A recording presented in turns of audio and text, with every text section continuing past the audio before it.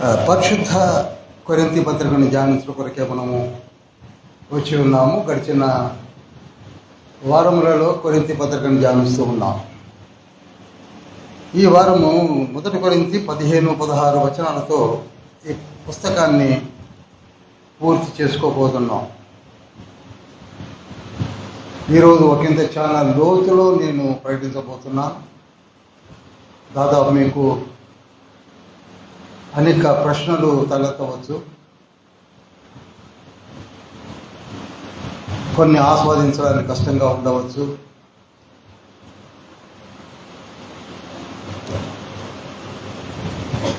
ఆలోచింపచేయవచ్చు, నమ్మశక్యంగా ఉండకపోవచ్చు. మొదటి నుంచి కూడా బైబిల్ గ్రంథంలో వేదాంత విద్య అనగా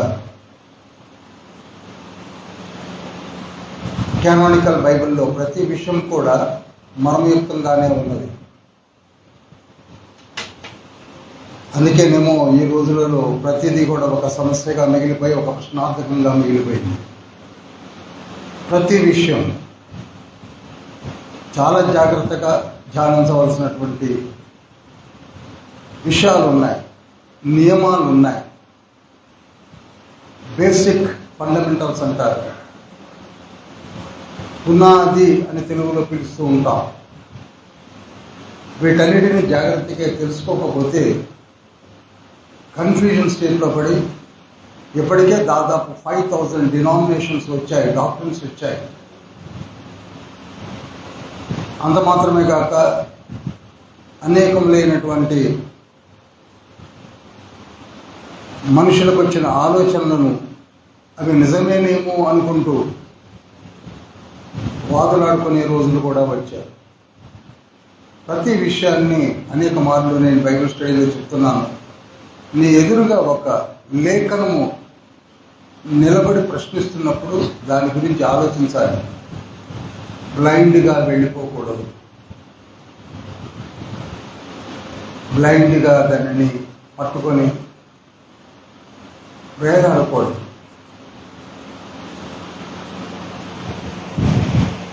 జాగ్రత్తగా ధ్యానించవలసినటువంటి బుక్స్ ఇవన్నీ. నేను మొదటి చెప్తున్నాను. రోమీయులకు రాసిన పత్రిక, 1 కొరింథీ పత్రిక, the book of Hebrews and the book of Thessalonica, 1st and 2nd epistles also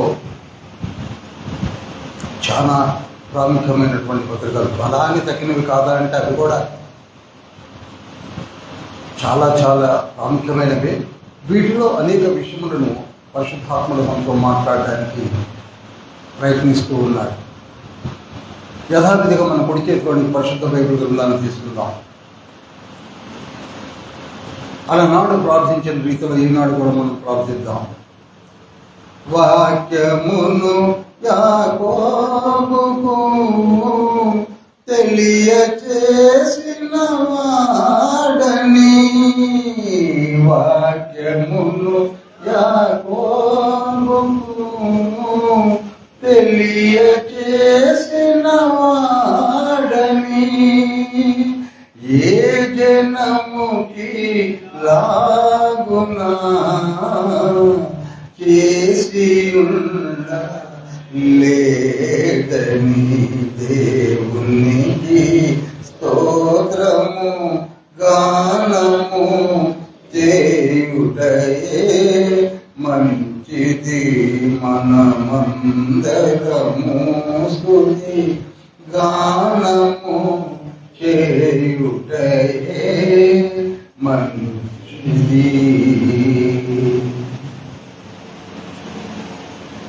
మహోన్నతుడ, పరిశుద్ధుడ, బలగొద్దుంది, ప్రేమ కనికరంతో నిండిన గొప్ప దేవ, ఏదో మన పరిశుద్ధ పునరుద్ధారణ మనం కొరింథీ పత్రికను ధ్యానించడానికి వచ్చిన మాతో సూటిగా మాట్లాడండి. మర్మయుక్తమైన మాటలను తెలియచెప్పండి. అర్థం చేసుకొని మనలా బోధించడం కావాల్సిన దివ్యమైన జ్ఞానం పర్వతాన్ని సాధించండి. యేసయ్యా, మీ సంచారం మా ముందు గావించండి. ఆత్మదేవ, మా మనోనేత్రములు వెలిగించండి. పవర్ను, పబ్లిక్ అడ్రస్ సిస్టమ్ని మీ ఆధీనంలో ఉంచుకోండి. మేము సజావుగా మీ వాక్యం మరలా బోధించకూడదు, పడబెట్టి నడిపించకూడదు, సిద్ధపరచమని, ఆన్లైన్లో కూడా విభిన్న వీక్షకులను జీవించి ఆశీర్దించమని యేసయ్య పరిశుద్ధ నామములో నేను వేడుకుంటున్నాను తండ్రి. ఆమేన్.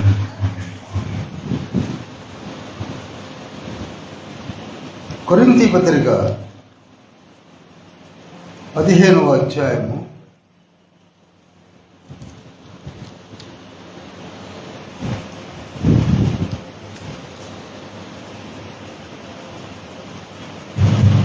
3వ వచనము. నాకు ఇయ్యబడిన ఉపదేశములు మొదట మీకు అప్పగించింది. అదేమనగా, లేఖనముల ప్రకారం క్రీస్తు మన పాపముల నిమిత్తం మృతి పొందెను, సమాధి చేయబడెను, లేఖనముల ప్రకారము 3వ దినమున లేపబడెను. చాలండి.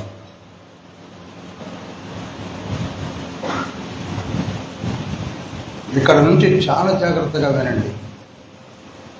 వినడంలో ఒకంత ఆత్మతండ్రి సహాయం కూడా తీసుకోండి. అలవొక్కగా వినకండి. ప్రభువు సరిగ్గా 4000 సంవత్సరాల తర్వాత వచ్చినట్లుగా మనం ధ్యానిస్తూ ఉన్నాం. ఈ కొత్త నిబంధనలో ఉన్న 27 బుక్స్ కూడా ప్రభు యొక్క పుట్టుక మొదలుకొని 2వ రాకడ వరకు కూడా వివరించడం కనబడుతూ ఉంటుంది. ఇదంతా కూడా ఒక యాక్సిడెంటల్గా జరిగింది కాదు, లేఖనాల ప్రకారం జరిగింది అని చెప్తున్నాడు తండ్రి. ప్రతి సంఘటన సంభవము లేఖనముల ప్రకారమే జరిగింది. అలానే మనము కూడా యేసుక్రీస్తు ప్రభువు అది ఎలా వచ్చారో అలాగే మనము కూడా లేఖనముల ప్రకారమే వచ్చి ఉన్నాం. అందుకే నేను అనేక మార్లు చెప్పాను, మనము కారణ జన్ములము అని. ఎంతవరకు అర్థమైందో మీకు నాకు తెలియదు.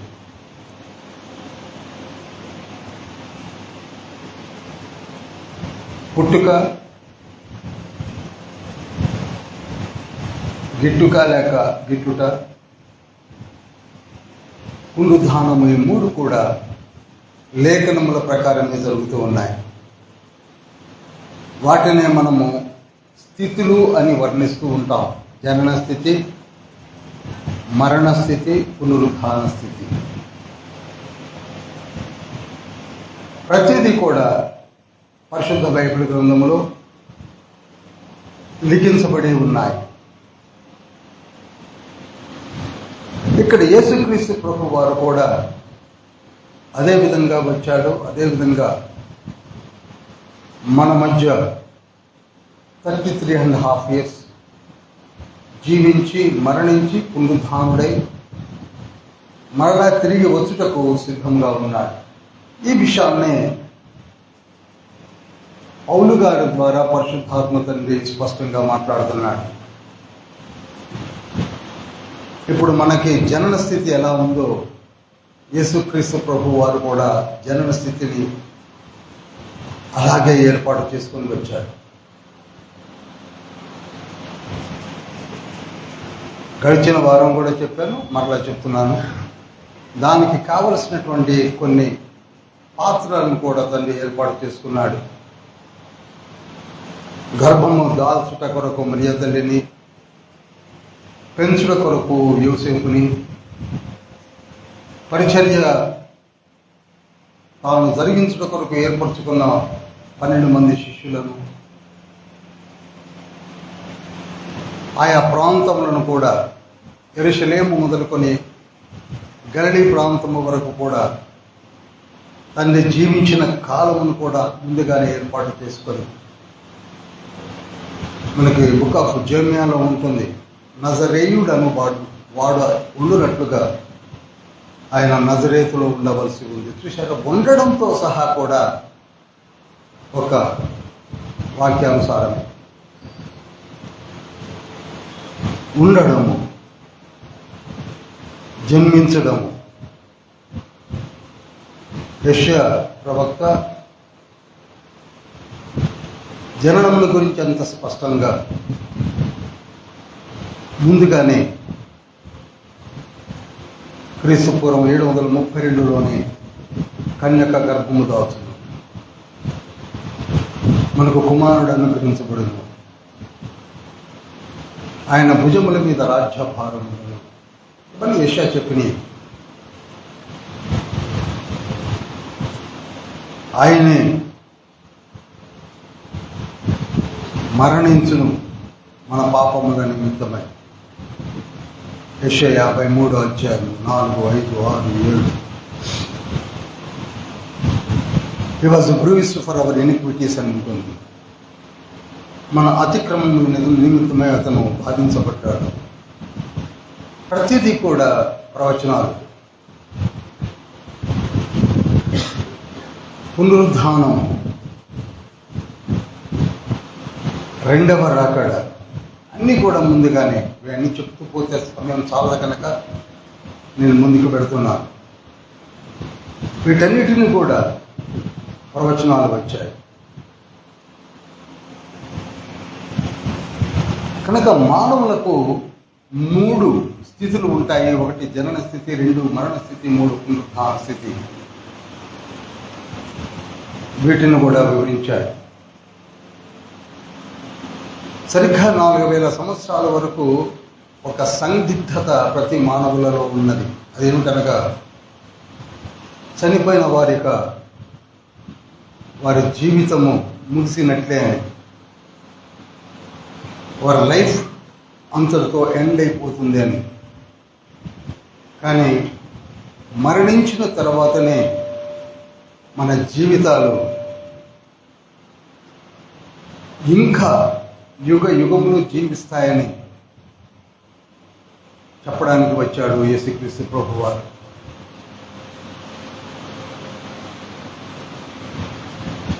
మనకు 33.5 సంవత్సరాలు కనపడినటువంటి ఆ యేసయ్య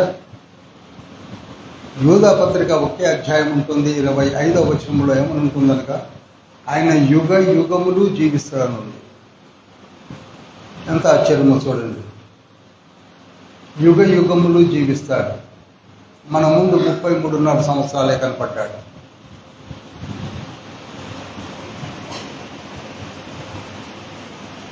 ఇక్కడి నుంచి జాగ్రత్తగా వినండి. మనలను యేసయ్య వచ్చిన జనన స్థితి, మన స్థితిని కూడా ఇక్కడ కొంత తెలుసుకుంటే బాగుంటుంది. మనలను భూమిలో నుండి మట్టిని తీసి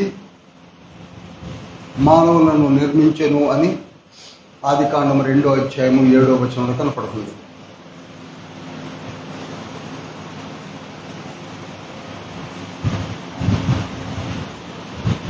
ఆ మట్టిని కూడా మన డౌట్ ఎక్కడో పైన తీసుకున్నాడేమో, పైనే తీసి తయారు చేశాడేమో అనుకుంటున్నాం. కాదు, ఆయన దాన్ని ఎక్కడి నుంచి తీశాడు ఒక్కసారి లేఖనాన్ని చూడండి. 139వ కీర్తన 15వ వచనం.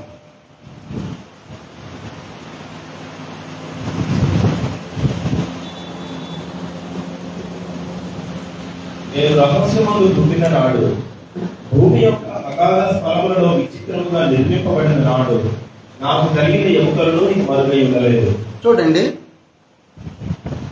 భూమి యొక్క అగాధ స్థలములలో నుండి తీశాడు. మనం ఎక్కడి నుంచి తీశాడు ఈ మట్టిని?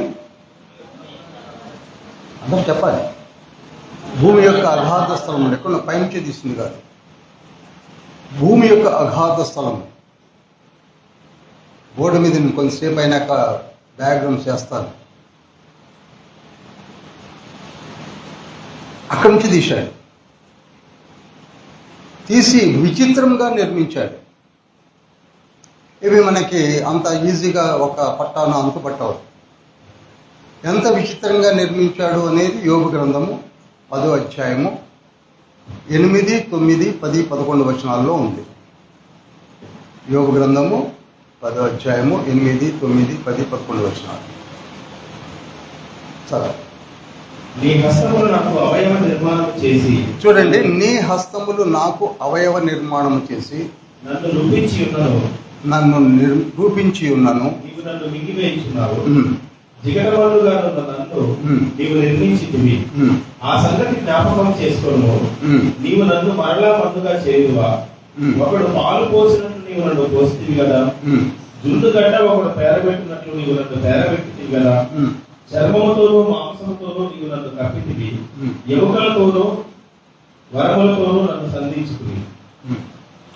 ఇక్కడ మనలను చేసిన విధము స్పష్టంగా ఉంది. అవయవ నిర్మాణము అంటారు దీన్ని. ఇది ఏనాడు మనం సీరియస్గా ఎప్పుడు చదివి ఉండం.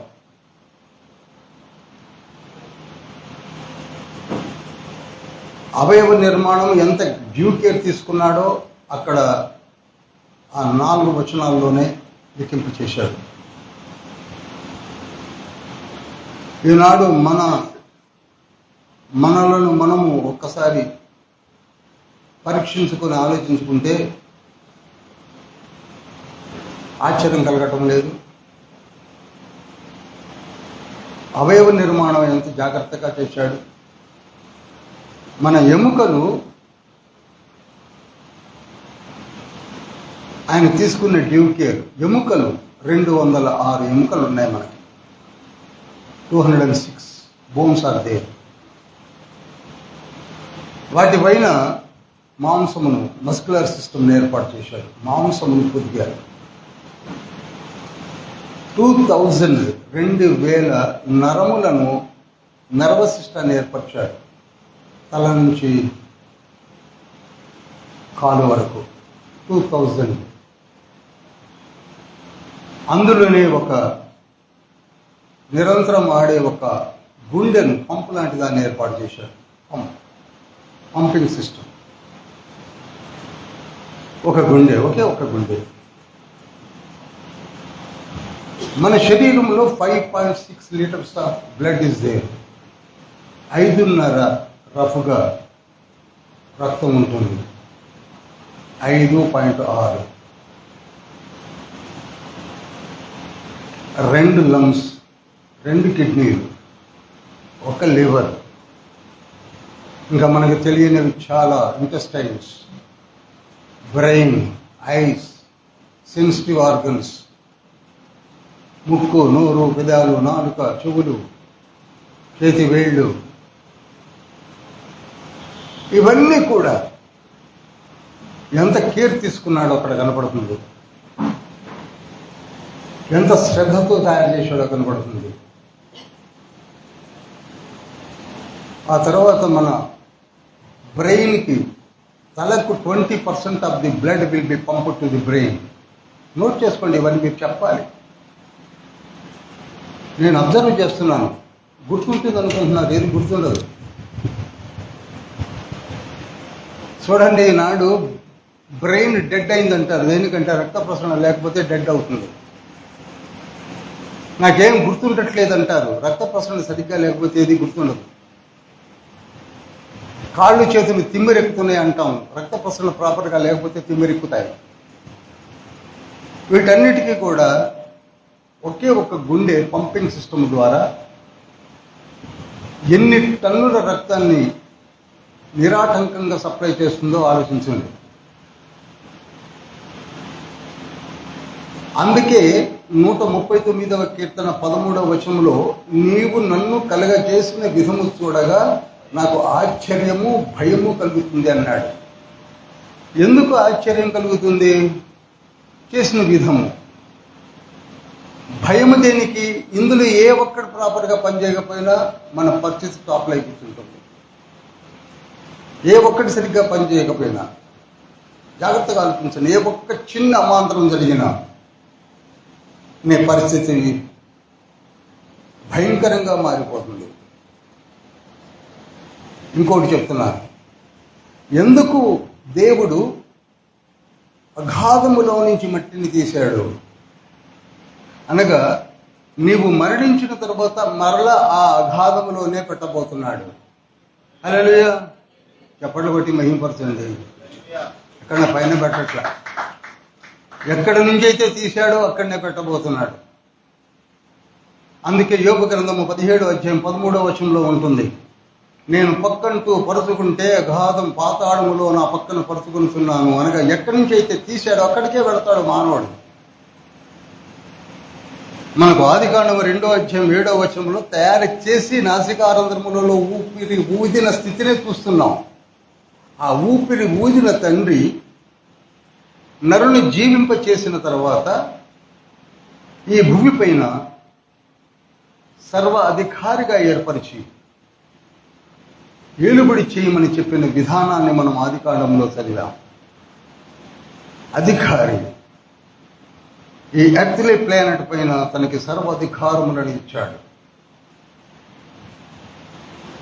ఆ శ్వాస ఆయనది, రూపము ఆయనది, పోలిక ఆయనది, సమస్తము కూడా డ్యూ కేర్తో తయారు చేసి మనల్ని పంపించాడు. ఇప్పుడు చిన్న పిల్లలు చూడగలం, మన ఎదురు కనపడుతున్నారు 2 years 3 years పిల్లలు. వాళ్ళకు కూడా చిన్ని గుండె, చిన్ని ఊపిరితిత్తులు, చిన్న లివర్స్, అన్ని చిన్న చిన్నవి ఉన్నాయి, అన్నీ ఉన్నాయి. అవన్నీ పర్ఫెక్ట్గా పనిచేస్తున్నాయి. అలా పర్ఫెక్ట్గా పనిచేసినప్పుడే మానవుని యొక్క మనుగడ నడుస్తుంది అని పరిశుద్ధ బైబిల్ గ్రంథం ద్వారా మనం తెలుసుకుంటున్నాం. వీటన్నిటినీ కూడా ఒక గ్రంథములో లిఖించుకుంటున్నాను అని కూడా 16వ వచనంలో చెప్పాడు. 139:16 ఏమన్నాడు? ఈ అవయవములు రూపింపక మునిపే నీ గ్రంథములు లిఖితములు అయ్యను. దాన్నే నేను అంటాను, నాకు తెలియజేసిన విధానం ప్రకారంగా, that is book of life. మన అందరి కార్యాలు కూడా ఒక్కొక్క పేజ్ ఉంది, ఒక్కొక్క పేజ్ అలాట్ అయింది. ఇక్కడ కూర్చున్న మనందరికీ కూడా ఒక దేవుని గ్రంథము, జీవ గ్రంథములో ఒక పేజ్ అలాట్ చేయబడి ఉంది. ఆ పేజీలో ప్రతిదీ రికార్డ్ చేస్తున్నాడు. ప్రతిదీ కూడా, అవి మంచివైనను సరే చెడ్డవైనను సరే, your deeds will be written in the book. ఖచ్చితంగా రికార్డ్ చేస్తాడు, చేస్తున్నాడు కూడా. 2వ కొరింథీ పత్రిక 5వ అధ్యాయం 15వ వచనంలో ఉంటుంది. అందుకే చివరికి తీర్పులో కూడా గ్రంథములు విప్పబడను. అందులో మొట్టమొదటి విప్పబడే గ్రంథము కూడా బుక్ ఆఫ్, చెప్పండి, లైఫ్. Book of life. ఇటువంటి మానవుడు కొంతకాలము దేవుడు అనుగ్రహించినటువంటి ఆయుష్ ప్రకారంగా జీవించిన తర్వాత, how much life God has given to us we don't know. కానీ కీర్తనలు 90వ కీర్తన 4వ వచనంలో ఉంటుంది. తర్వాత 10వ వచనం దాకా చదివినప్పుడు ఇంకా క్లియర్గా ఉంటుంది. ఇయర్స్ టుగెదర్ ఇక్కడ రికార్డ్ చేస్తూ వచ్చాడు 4 నుంచి దాదాపు 10 వచనాల వరకు. తర్వాత చదవండి, అక్కడ ఏమని ఉంటుంది? లైఫ్ అనేది ఏ విధంగా తండ్రి మనకు అనుగ్రహించాడు. మంచి జీవితానికి 120 years ఆఫ్ లైఫ్ ఉంది. ఆ తర్వాత మన జీవిత విధానమును బట్టి మన యొక్క ఆయుష్ను మనమే తగ్గించుకుంటున్నామేమో. ప్రసంగి గ్రంథం 7వ అధ్యాయం 17వ వచనం ప్రకారంగా, నీ దినములకు ముందే నీ వేళ వెళ్ళిపోతున్నావు. అర్థం ఏమిటి? మన డీడ్స్ పనిచేస్తూ ఉన్నాయి. అటువంటి మానవుడు, అంత జాగ్రత్తగా తయారు చేసిన మానవుడు, అంత ఆరోగ్యవంతంగా తయారు చేసిన మానవుడు ఒక దినాన మరణిస్తున్నాడు. ఆ మరణమునే మరణస్థితి అంటాము, డేట్ ఆఫ్ డెత్ అంటాము. ఈ మరణస్థితి అందరికీ కూడా సంప్రాప్తిస్తుంది అని లేఖనం చెప్తుంది. హల్లెలూయా. ఈ చనిపోయినటువంటి మానవులు మరల తండ్రి దగ్గరికే వెళ్తారు.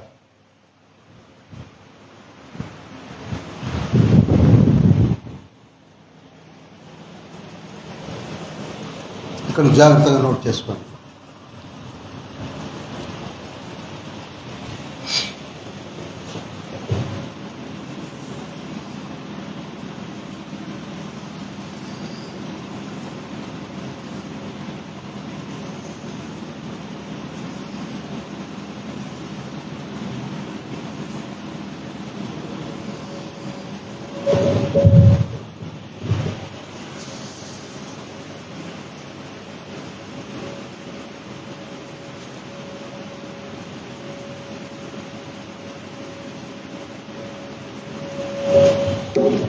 ఇలా జీవిస్తున్నటువంటి మనమందరము కూడా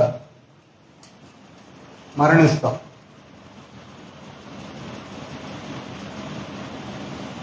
లేఖనముల ప్రకారం మరణిస్తాం, ఖచ్చితంగా మరణిస్తాం. సెలబ్రిటీస్ కావచ్చు, కింగ్స్ కావచ్చు, లెజెండ్స్ కావచ్చు, స్టేట్స్మెన్స్ కావచ్చు, జ్ఞానులు కావచ్చు, విఘ్నత కలిగిన వారు కావచ్చు, సైంటిస్టులు కావచ్చు, అందరూ మరణిస్తారు. ఎందుకనగా మించజాలని వయస్సుని మాత్రమే తండ్రి ఇచ్చాడు. Maximum is 120 years. చనిపోయిన తర్వాత చనిపోయిన ప్రతి ప్రాణము దేవుని యొద్దకే మరలి పెడుతుంది. ఏ దేవుడైతే ఇచ్చాడో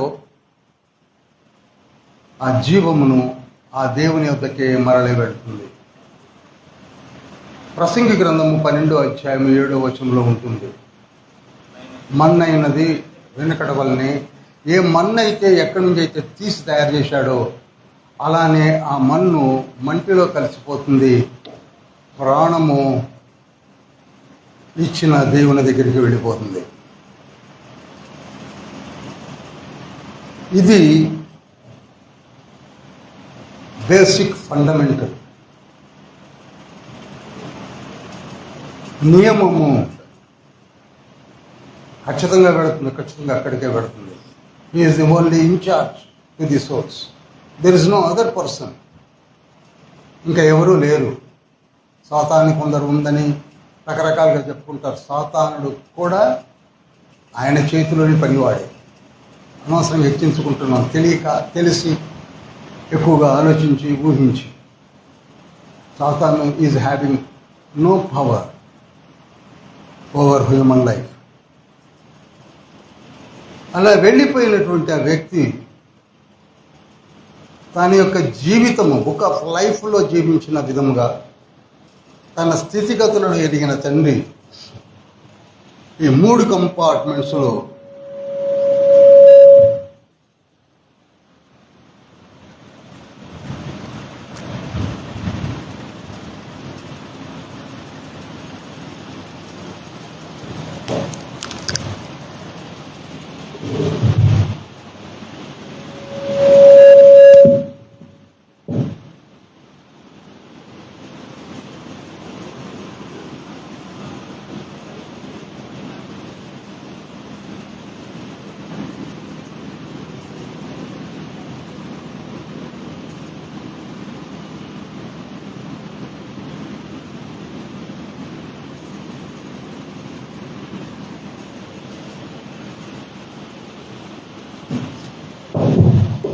వారి వారి స్థితిగతులను బట్టి పరిశుద్ధులను పరిశుద్ధుల చెరలోను, పాపులను పాపుల చెరలోను, పడిపోయిన వారిని దేవదూతల చెరలోను, ఈ పాతాళంలోనే బంధిస్తున్నాడు, పాతాళంలోనే ఉంచుతున్నాడు. అందుకే యోబు 17:13 ఉన్న మాట అదే, నేను అక్కడనే ఉంటాను అని.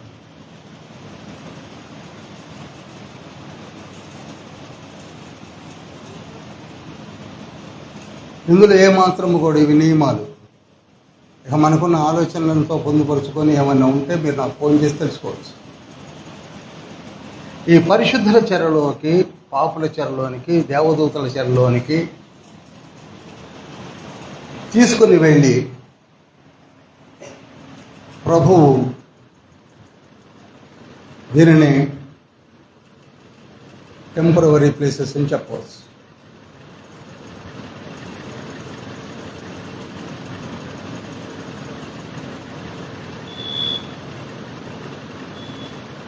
మనిషి చనిపోయిన వెంటనే ఎలా వెళతాడు దేవుని యొద్దకు అనే డౌట్ మనకు వస్తుంది. మనిషి చనిపోయిన వెంటనే చాలామంది చనిపోవడం మనం చూస్తున్నాం. చనిపోయిన వెంటనే ఎలా వెళతాడు అనగా, చనిపోయిన వెంటనే దేవుడు దూతలను పంపిస్తాడు. నోట్ చేసుకోండి. ఏ మనిషి చనిపోయిన ఎవరు వస్తారండి? చెప్పాలి. దూతలు వస్తారు.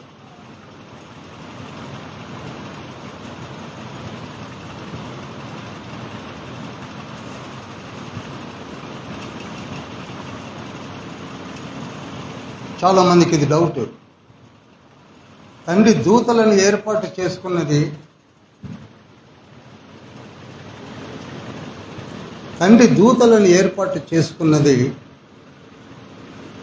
మన కొరకే అన్న మాట హెబ్రీ పత్రిక 1:14 ఉంది.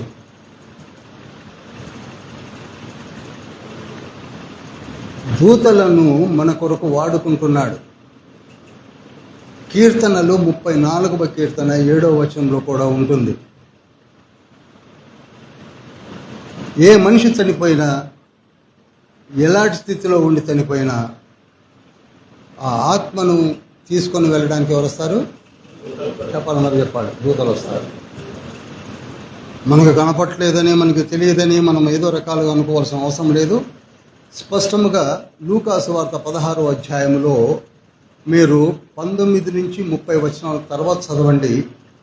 అక్కడ ధనవంతుడు లాజరు చనిపోయినప్పుడు దూతలు వచ్చి తీసుకొని వెళ్ళారు. ఎవరు వచ్చి తీసుకొని వెళ్ళారు? దూతలు వచ్చి ధనవంతుడిని తీసుకొని వెళ్ళారు. ఆ తర్వాత లాజరు చనిపోయినప్పుడు దూతలు వచ్చి తీసుకెళ్లారు. ధనవంతుడు చనిపోయినప్పుడు ఎవరు చనిపోయినా తీసుకొని వెళ్ళి, ఎందుకనగా దేవుని దృష్టిలో మానవుని ఎప్పుడు ఆయన చేతికరించడం లేదు, తృణీకరించడం లేదు. వారిలో ఉన్న పాపంలో మాత్రమే తండ్రి అసహించుకుంటున్నాడన్న సంగతి మనకి తెలుసు. ఆయన దృష్టిలో అందరూ కూడా ఆయనకు బిడ్డలే, ఆయన కుమారులు. అందుకే అందరినీ నా ప్రజ, నా కుమారులారా, నా కుమార్తెలారా అన్నాడు. కానీ కొందరిని విరోధులని, కొందరిని ఇంకోటని అనలా. మన డీడ్స్ని బట్టి కోపం వచ్చినప్పుడు గద్దించాడే తప్ప ఆయన మనకు తండ్రి, మనం ఆయన బిడ్డలం. కనుక డ్యూ కేర్ ప్రతిదీ కూడా సిస్టమేటిక్గానే ఉంటుంది, పక్షపాతి కాడు.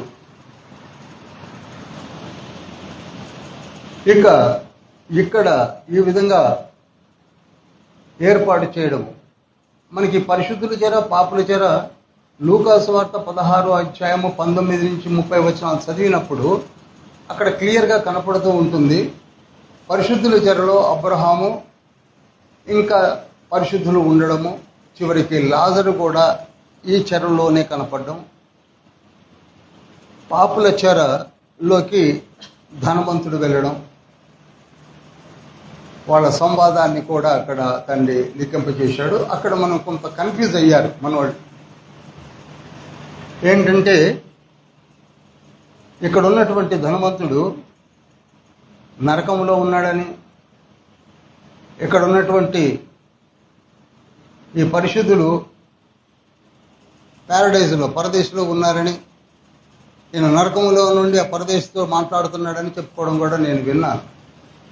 అది ఒకంత తొందరపాటు. ఎంత తొందరపాటో అంత తొందరపాటు. ఎందుకనగా పరదేశంలో యేసుక్రీస్తు ప్రభువారు మరణించి పునరుద్ధానుడైనప్పుడు దొంగతో సహా తీసుకొని పోయి పరదేశంలో పెట్టేంత వరకు అక్కడ పరదేశం ఖాళీగానే ఉంది. అర్థమైన వాడు ఒకసారి చేయలేకపోయాడు. జాగ్రత్తగా వినండి, అందుకంటే లేదు. If you are still having doubt, read the Bible well. అంతవరకు పరదేశంలో ఎవరూ లేరు, పరిశుద్ధుల చెరలోనే ఉంటున్నారు. పరిశుద్ధుల చెర అనేది పాతాళంలో ఉన్నది. అందుకే పాతాళం నుంచే తీశాడు, అక్కడనే పెడుతున్నాడు. అక్కడనే వీళ్ళు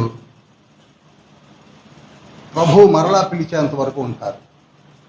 పరిశుద్ధులు కావచ్చు, పాపులు కావచ్చు, దేవదూతలు కావచ్చు. వీటిని మనం ఇంగ్లీష్లో, గ్రీక్లో, తెలుగులో, హీబ్రూ లాంగ్వేజ్లో రకరకాల పేర్లు పెట్టి హేడెస్ అని, షియోల్ అని, టార్టారియస్ అని పిలుస్తూ ఉంటాం. అవన్నీ ఇదివరకే చెప్పి చెప్పి చెప్పి చెప్పి మీరు విని విని నోట్ చేసుకొని ఉండుంటారు. ఒకసారి చూసుకోండి. ఈ మూడు మీకు తెలుగులో అర్థమవడానికి స్పష్టంగా రాసింది పరిశుద్ధుల చెర, పాపుల చెర, దేవదూతల చెర. ఇది నరకం కాదు. ఇక్కడ నేను నరకయాతన పడుతున్నాను, అగ్నిజాలలో భరించలేకపోతున్నాను, నేను ట్రాన్స్లేషన్లో వాడిన పదజాలాన్ని బట్టి ఇది నరకమై ఉంటుందని అనుకుంటే నరకం ఇక్కడ లేదు. నరకం ఎక్కడుందనగా చాలా దూరంలో ఇక్కడ ఒక నరకం ఉంది. నరక లోకం.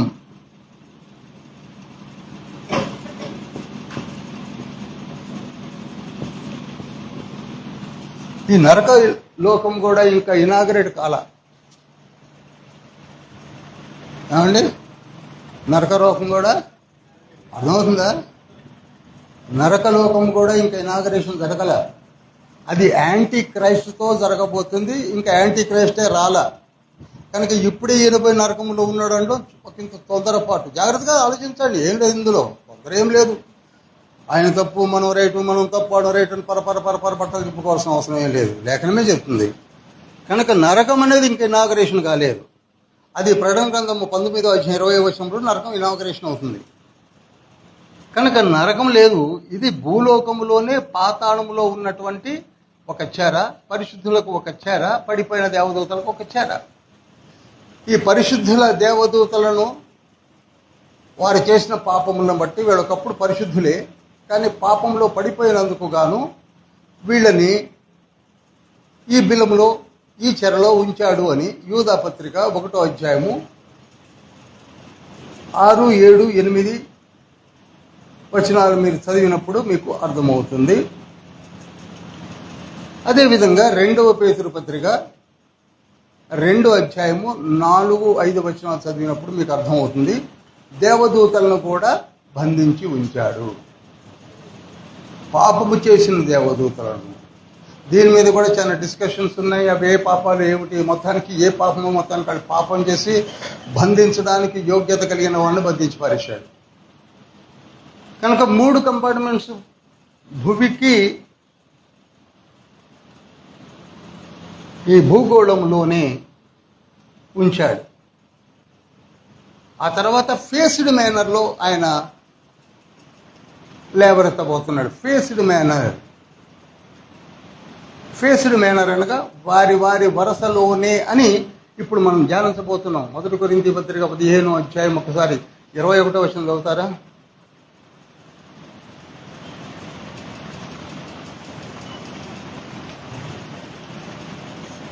మనుషుల ద్వారా మరణం వచ్చిన కనుక మనుషుల ద్వారానే మృతుల పునరుత్థానమును కలిగింది.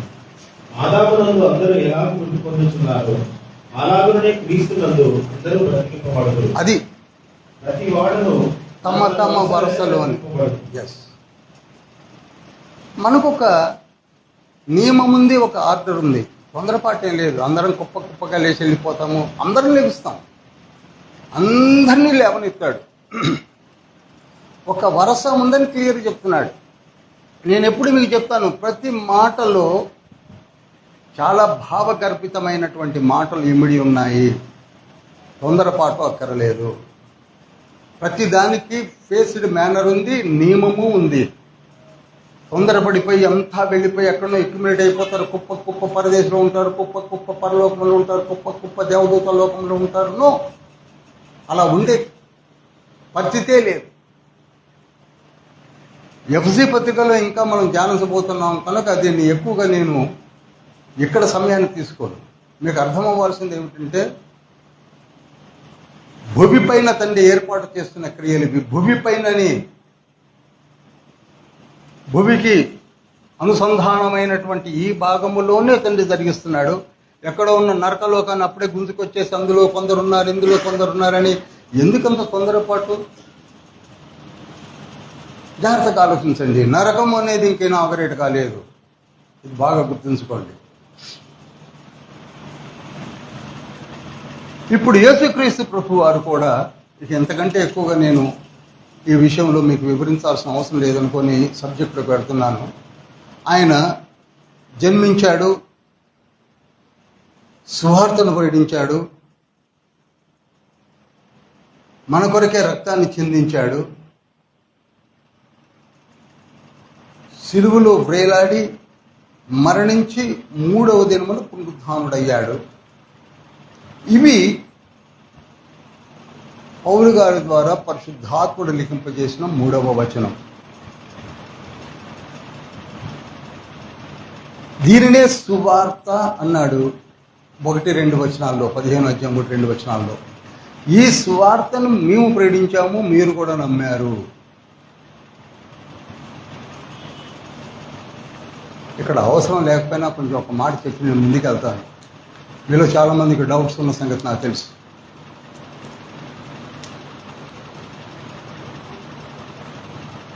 యేసయ్య చనిపోయాడు,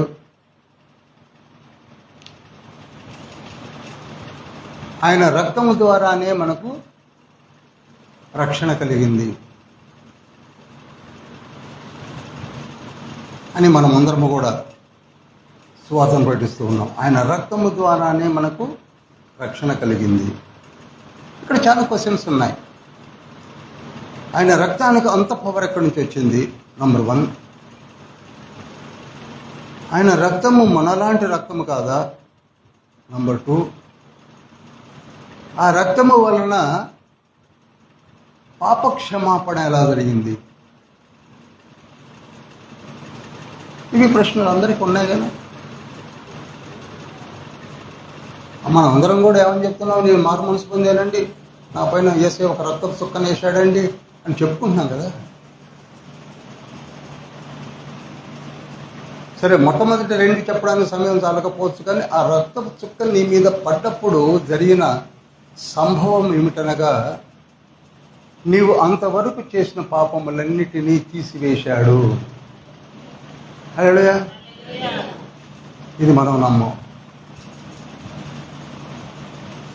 ఆ రక్తానికి ఉన్న పవర్ అండి అది.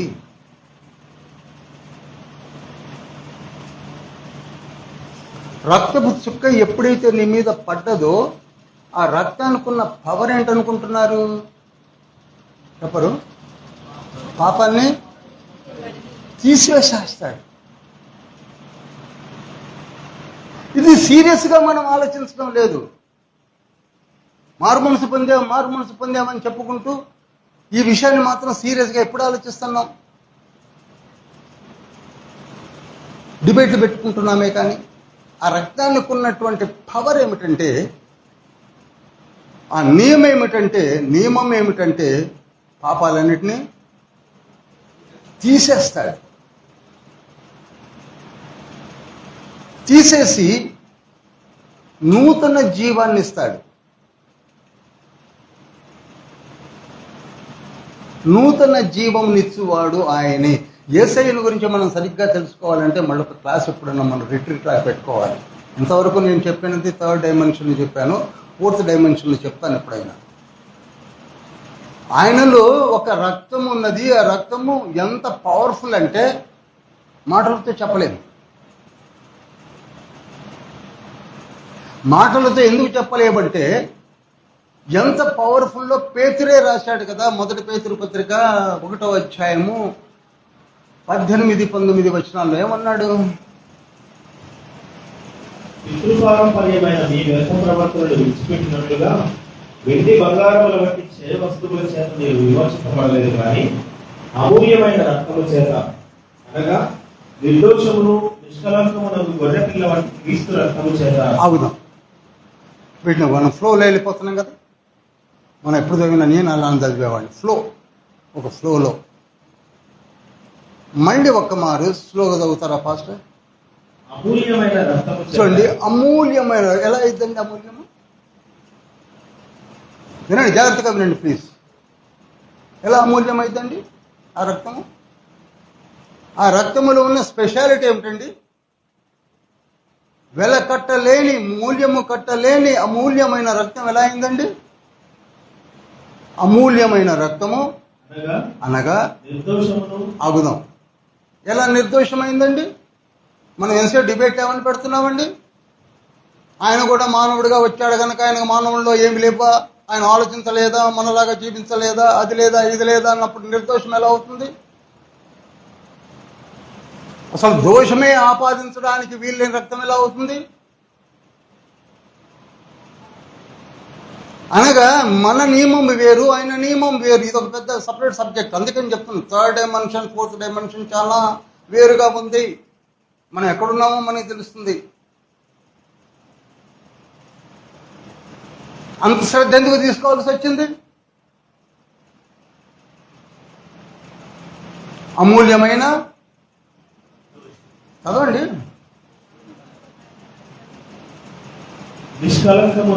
నిష్కళంకమునగు గొర్రెపిల్ల వంటి క్రీస్తు రక్తము చేత విమోచింపబడినని మీరు ఎరుగుదురు. అది మనము ఎరగవలసింది ఏమిటనగా, అంత అమూల్యములు నిష్కళంకమైనటువంటి ఒక రక్తము చుక్క మనపై పడ్డది. పడినందుకు గాను నీకు జరిగేది ఏమిటనగా, నీ పాపములన్నీ కూడా పటాపంచలైపోయి నీ మనస్సు నూతన పరచుట వలన, లేకపోతే జాగ్రత్తగా అండి, నీ మనస్సు ప్యూర్ కన్సైన్స్ నూతన పరచబడుట వలన నీవు నూతన సృష్టిగా అవుతున్నావు. నాట్ ఓన్లీ దట్, హెబ్రీ పత్రిక 7వ అధ్యాయము 16వ వచనం. పోలినవాడైన వేరొక యాజకుడు వచ్చి ఉన్నాడు, కావున నేను చెప్పిన సంగతి మరింత విషదమైనది. ఏలైనగా నీవు నిరంతరము మెల్కీసెదెకు క్రమం చొప్పున యాజకుడు అయి ఉన్నావు అని ఆయన విషయమై సాక్ష్యం చెప్పబడేది. ఆ ధర్మశాస్త్రము దేనికి సంపూర్ణ సిద్ధి కలిగజేయలేదు కనుక ముందీయబడిన ఆజ్ఞ బలహీనమైనందునను నిష్ప్రయోజనమైనందునను అది నివారణ చేయబడి ఉన్నది. చూడండి, మొట్టమొదట ఇవ్వబడినటువంటి ఆ రక్తమే పాపక్షమాపణ అని చెప్పి ఇవ్వబడిన, ఇది కొంచెము డెప్త్లో ఉండడం వల్ల మీకు కొంత కన్ఫ్యూజన్ కలగజేయచ్చు. కానీ 7:16 మళ్ళీ ఒకసారి చదివినట్లయితే, మెల్కీసెదెకును పోలిన వాడైన వేరొక యాజకుడు వచ్చి ఉన్నాడు, కావున మేము చెప్పిన సంగతి మరింత విషదమైనది.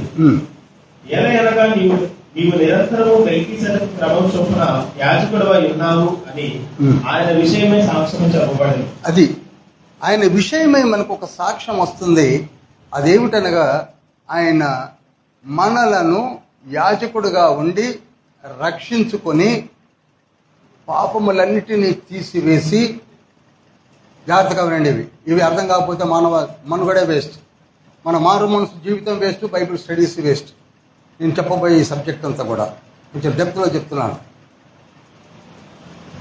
ఆయన రక్తమే మన పాపములను కడగకపోతే, చాలామంది అంటుంటారు ఇప్పుడు, నేను మారు మనసు పొందాను బ్రదర్, నాకంత పాపి లేడు. That means you are still, ఎక్కడున్నావో నువ్వే ఆలోచించుకో. నీ మారు మనసు మీద క్వశ్చన్ వేసుకోవాలి, నేను ఆలోచించాలి. ఒక్కసారి నిజంగా నీవు ప్రభు రక్తమును మనసాభాష కర్మణ మారు మనసు పొందానని నీ పైన ప్రోక్షించమని అడిగావో, అవే మాటలు నేను మళ్ళీ చదివించడం నాకు ఇష్టం లేదు. నేను పాపినని ఎవరైతే ఒప్పుకున్నారో వారి పైన ఆ రక్తపు చుక్క వేయబడి పాపములన్నిటినీ పరిహరించి నిన్ను పవిత్రునిగా చేయును. ఇది నియమం. That's all. ఇది నియమం.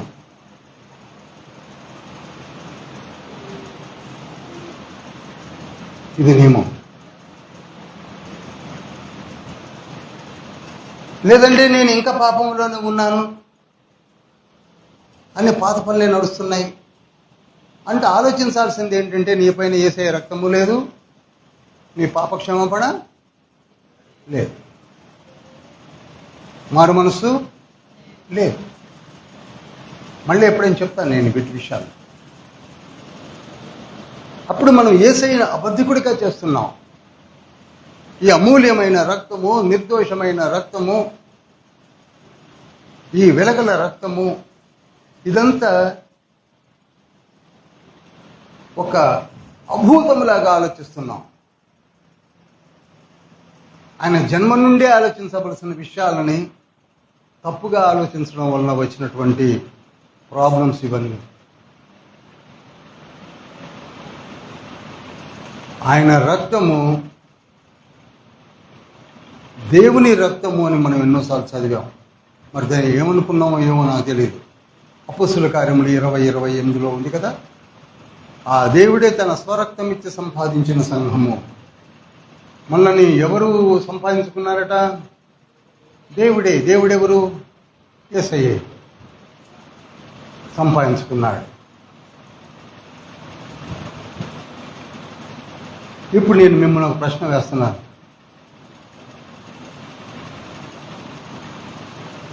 దేవుడు అయిన యేసయ్య మన పాపములన్నిటినీ క్షమించి వేసి తీసివేసిన తర్వాత నువ్వు ఇంకా పాపములోనే జీవిస్తున్నావంటే ఆలోచించవలసింది ఏమిటి? యేసయ్య మాట తప్పాడా? నంబర్ 1. నంబర్ 2, అంతవరకు కడిగేసి నీ మానాన్ని నువ్వు బ్రతకమని వదిలేస్తాడా? చెప్పండి. ఇక నేను కడిగేయడం అయితే కడిగేశాను, ఇకపై నీ మానాన్ని నువ్వు బ్రతకమని వదిలేస్తాడా? వదిలే. కడిగి వేయడమే కాక చివరి వరకు కూడా ఆయన రెస్పాన్సిబిలిటీ తీసుకుంటున్నాడు. ఎంతమందికి అర్థమైందో? ఒక్కసారి సబ్మిట్ చేసుకున్న వాడిని తండ్రి చెయ్యి వదిలిపెట్టాడు. నువ్వు ఎంత పెద్ద పాపివైనా కావచ్చు, ఎంత బ్రూటల్ నేచర్ కలిగి ఉండవచ్చు, ఏమేం చేశావో అయిపోయింది. ఎప్పుడైతే నీవు సమర్పించుకొని మీ రక్తంతో కడుగని ఒక నిర్ణయం తీసుకున్నాక, ప్రభువు యాక్సెప్ట్ చేశాక, అందరితో ఇక నీ పాపాలను తుడిచేశాను, ఇక నీ ఇష్టం వచ్చినట్టు బ్రతకని వదిలిపెట్టాడు. నీకు తోడుగా పరిశుద్ధాత్మను ఉంచి చివరి వరకు తీసుకొని వెళతాడు. పరలోక పట్టణంలోనికి వెళ్ళే వరకు కూడా మనతో ఆ తోడు నీడ అనుగ్రహించి నడిపిస్తాడు. అందుకే హెబ్రీ పత్రిక 7వ అధ్యాయము 26వ వచనాన్ని చదివినప్పుడు, పవిత్రుడును నిర్దోషియు నిష్కల్మషుడును పాపంలో చేరక ప్రత్యేకముగా ఉన్నవాడును. ఇక్కడ అవును. నేను ఎందుకు ఇవి చదివిస్తున్నానంటే, మనలో చాలా మందికి ఆయన మానవునిగా ఉన్నప్పుడు ఆయనకు పాప నియమం ఉండుంటుంది అన్నటువంటి వాళ్ళు ఇంకా ఉండుంటారు కనుక వారికి అర్థం అవడం కొరకే లేఖనం చదివిస్తున్నాను. ఆయన పవిత్రుడు అంటే అర్థం ఏంటి చెప్పరు. అసలు నియమేమీ లేనివాడే పవిత్రుడు అవుతాడు. ఎటువంటి స్థితులలో కూడా స్పాట్ మచ్చ మడత లేనటువంటి జీవిత విధానాన్నే పవిత్రుడు అంటారు. పవిత్రుడును నిర్దోషి, ఇది కూడా చూడండి, నిర్దోషి, ఎటువంటి దోషమును ఆరోపించలేము. ఇంపాసిబుల్. యోహాను సువార్త 8:46 ఉంటుంది. యూ కెనాట్ క్లెయిమ్, ఏమీ చేయలేము. కానీ మనం అనుకుంటామే ఆయన మానవులను ఉండుంటాడు, ఆయన అందుకని శోధించబడ్డాడు. ఆయన కూడా చాలా శోధించబడడం అనేది ఏంటంటే, మనకి ఎలాంటి శోధనని ఆయనకి వచ్చినప్పటికీ ఆయన మీద ఆ నియమము పని చేయటము లేదు, ఆ నియమము లేదు. ఆయన ఇప్పుడు ఈ 15వ అధ్యాయం అర్థమైతే మీకు అన్ని అర్థమవుతాయి. ఆయన నిర్దోషి, నిష్కళంకుడు, పవిత్రమైన వాడు. ఇక చదివితే మీకు నోట్ చేసుకున్న తర్వాత చదవండి. ఆకాశ మండలము గుండా ఆయనే వెళ్ళిపోయినవాడు, తండ్రి కుడి పార్శ్వమున కూర్చున్నవాడు. ఒక దినమున ఆయనలో మమైకమయ్యేవాడు. ఇది కూడా 15వ అధ్యాయంలో ఉంది, చెప్పబోతున్నాను. Is not ordinary person like you and me. మనలాంటి వాడు కాదు. ఇది ఒక్కటి అర్థం చేసుకోండి మీరు. మనలాగా కనపడి మన మధ్యలో సంచరించినంత మాత్రాన ఆయనకి ఆదాముకి నేచర్లో ఎక్కడా పొందన లేదు. అందుకే మొదటి ఆదాము ఈలోక సంబంధి, కడమటి ఆదాము పరలోక సంబంధి. అంత ప్రత్యేకంగానే తీసుకుని వచ్చాడు, అంత ప్రత్యేకంగానే ఉంది, అంత ప్రత్యేకమైన ఏర్పాట్లే, అంతా ప్రత్యేకమే, అంతా ప్రత్యేకమే, అంతా ప్రత్యేకమే. ఇప్పుడు చూశారా, హెబ్రీ పత్రిక 10వ అధ్యాయము 5వ వచనంలో కాబట్టి అంటాడు. ఇక్కడ ఏమంటాడు చూడండి, అగుదాం. ఎందుకు కాబట్టి అన్నాడు అనగా పైన కొన్ని విషయాలు చెప్పి కాబట్టి అని మన కింద కంటిన్యూషన్ ఇస్తున్నాడు. ఏంటంటే, మన పాపముల విమోచన కొరకు రక్త బలులు కావాలి. వాటి వల్ల విమోచనము ప్రాపర్గా జరగటం లేదు కనుక అంతకంటే శ్రేష్టమైన బలులు కావాలి, అంతకంటే శ్రేష్టమైన రక్తం కావాలి. కాబట్టి ఆయన ఈ లోకమందు ప్రవేశించినప్పుడు, చూడండి, ఆయన ఈ లోకములోనికి ప్రవేశించినప్పుడు వినండి వినండి వినండి, తొందరపడకండి సార్. ప్రవేశిస్తున్నాడు, ఒక స్పెషలైజ్డ్ క్యారెక్టర్లో ప్రవేశిస్తున్నాడు. ఈ లోకములోనికి ప్రవేశించినప్పుడు ఈ విధంగా చెప్పుతున్నాడు. బలియు అర్పణయు నీవు కోరలేదు కానీ నాకు ఒక శరీరమును అమర్చితివి. చూశారా, ఈ శరీరాన్ని ఎందుకు అమర్చవలసి వచ్చిందనగా ఆ శరీరముని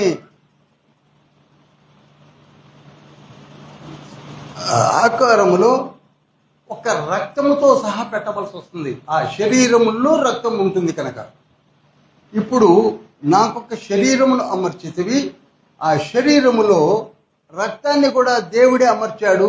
ఆ రక్తమే అమూల్యమైన, నిర్దోషమైన, నిష్కళంకమైన, వివరించలేని రక్తము. హల్లెలూయా. తర్వాత అప్పుడు నేను గ్రంథపు చుట్టలో నన్ను గూర్చి రాయబడిన ప్రకారం, చూశారా, లేఖనముల ప్రకారంగానే రాయబడి వచ్చాను నేను. మీరు అనుకున్నట్టుగా మరి తల్లి గర్భంలో యేసేపు ఇంకేదో కథలు కథలు కథలు కథలు అనుకోవడం కాదు. నాకు తెలిసి కీర్తనల గ్రంథం 40:7 అనుకుంటా, అక్కడ గ్రంథపు చుట్టలో నన్ను కూర్చి రాయబడిన ప్రకారంగా నేను వచ్చానని ఇక్కడ అంటున్నాడు.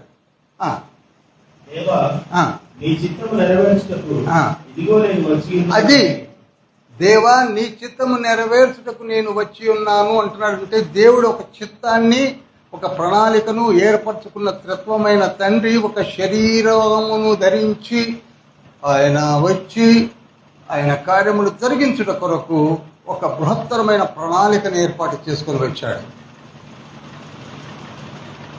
దానిని 9వ వచనంలో ఏమంటున్నాడు?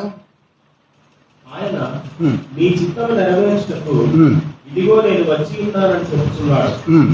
ఇవన్నీ ధర్మశాస్త్రము చొప్పున అర్పింపబడుతున్నవి.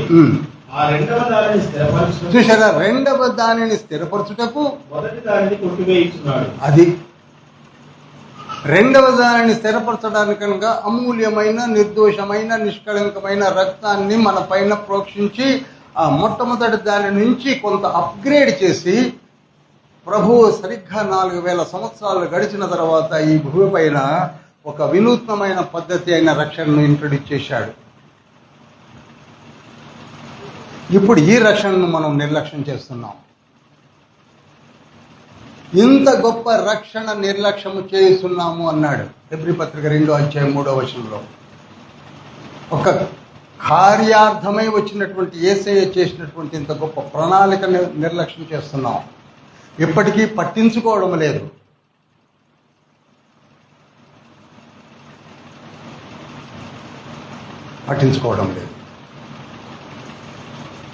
ఏముందండి ఆ రక్తంలో? మారు మనసు అనే దానిలో మారు మనసు పొందిన వారు కూడా ఆ రక్తం చేత కడగబడ్డామన్న ఆలోచన ఎప్పుడు కూడా ఇంట్లో కూర్చొని ఆలోచించరేమో. ఆలోచిస్తే ఇట్లాంటి మాటలు రావు. మామూలు రక్తం కాదు అది. ఆ రక్తం యొక్క విలువ తెలుసుకోలేకపోతున్నాం.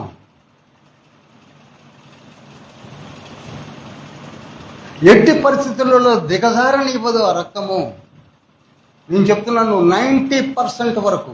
ఎంతవరకు అండి చెప్పండి? But 10% is there. 10% బిడిసే ఛాన్సెస్ ఉన్నాయి. ఎందుకనగా పూర్తిగా నెగడదాన్ని పూర్తిగా వదిలివేసి పూర్తిగా నాకు అక్కర్లేదు జీవితము, ఇక నేను వెనక్కెళ్ళిపోతానని వెళ్ళిపోవడానికి 10% మాత్రం ఉంది. బట్ 90% జారనివ్వడు, కట్టేస్తాడు, కదలనివ్వడు. మీలో నిజంగా మారు మనసు పొందినవాడు నిశ్చింతగా నిద్రపోడు. ఒక చిన్న తప్పు చేస్తే నిద్రపోడు, వేదన పడుతూనే ఉంటాడు. నేను తప్పు చేశానని ఆ తప్పును తాను మరలా ఒప్పుకొని నిశ్చింతగా పడుకునేంతవరకు, అనగా పరిపూర్ణతలోనికి నడిపించడానికి తండ్రి అన్ని విధాల ఆత్మ తండ్రిని ఏర్పాటు చేశాడు. ఇదొక సబ్జెక్టు.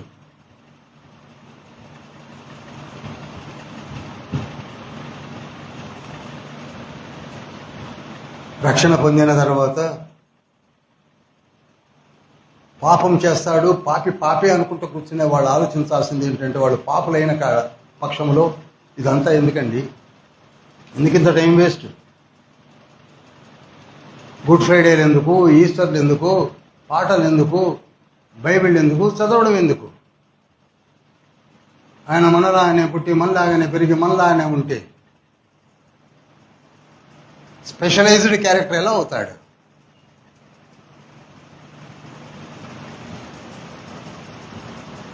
ఇంకా లోతులోనికి వెళ్ళొచ్చు, కానీ ఇప్పుడు సబ్జెక్ట్ కాదు కనుక వదిలేస్తున్నాను. హల్లెలూయా.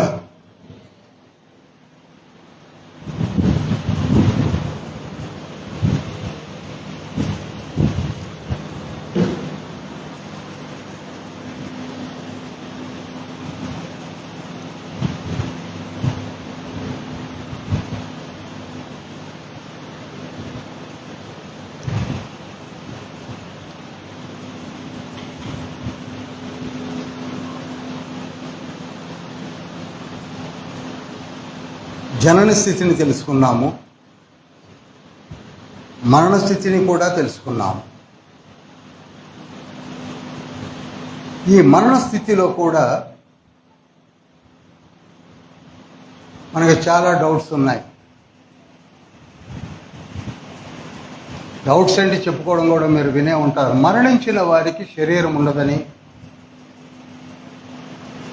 వాళ్ళు దీపాల్లాగా ఉంటారని,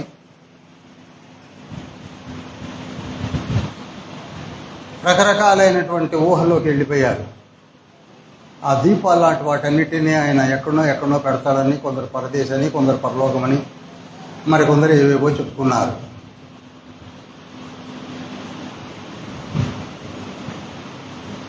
మరి కొందరేమో మరణించిన వారికి అసలు ఇక there is no second thought, ఇక ఏమీ ఉండదు అని చెప్పుకునే వాళ్ళు ఉన్నారు. ముఖ్యంగా సద్దుకయ్యలు ఆ రోజులలో. కానీ యేసుక్రీస్తు ప్రభు వారు ఒక మాట చెప్పాడు. యోహాను సువార్త 12వ అధ్యాయము 24వ వచనంలో,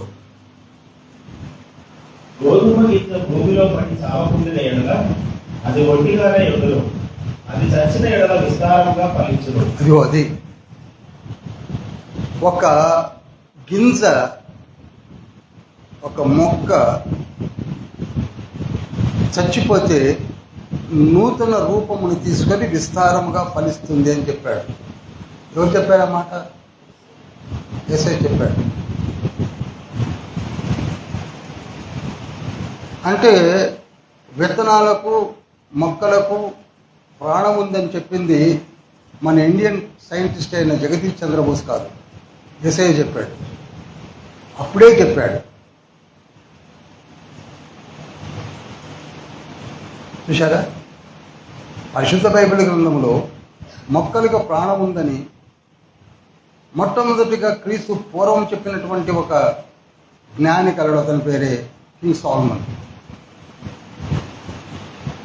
కింగ్ సాల్మన్ కూడా మొదటి రాజుల గ్రంథము 4వ అధ్యాయము 32, 33, 34 వచనాల్లో చెట్లకు ప్రాణము కలదని ఆయన చెప్పాడు. నేను యేసుక్రీస్తు ప్రభు వారు స్ట్రెస్ చేసి మరీ చెప్పాడు. కనుక ఒక గింజ కానీ, ఒక మొక్క కానీ చనిపోతే దాని నుండి కొత్త శరీరములు వస్తున్నాయి. యెషయా గ్రంథము 11వ అధ్యాయంలో కూడా మీరు జాగ్రత్తగా చదివితే అక్కడ యెషయా మొద్దు నుండి చిగురు వస్తుంది. చిగురు అనేది మళ్ళీ కొత్త ప్రాణం. ఆ చిగురులు మళ్ళీ పెద్ద కొమ్మలు అవుతాయి. కనుక మనిషి చనిపోయిన వెంటనే మరి ఒక శరీరమును దాచుకుంటుంది అని లేఖనము స్పష్టంగా మొదటి నుంచి మనతోనే మాట్లాడుతూ ఉన్నాయి. ప్రతి మనిషి చనిపోయిన వెంటనే మరి ఒక శరీరమును దాచుకుంటారు. ఇది మీరు గుర్తుంచుకోండి. హల్లెలూయా. నీవు చనిపోయిన వెంటనే మరి ఒక శరీరాన్ని దాల్చుకుంటావు.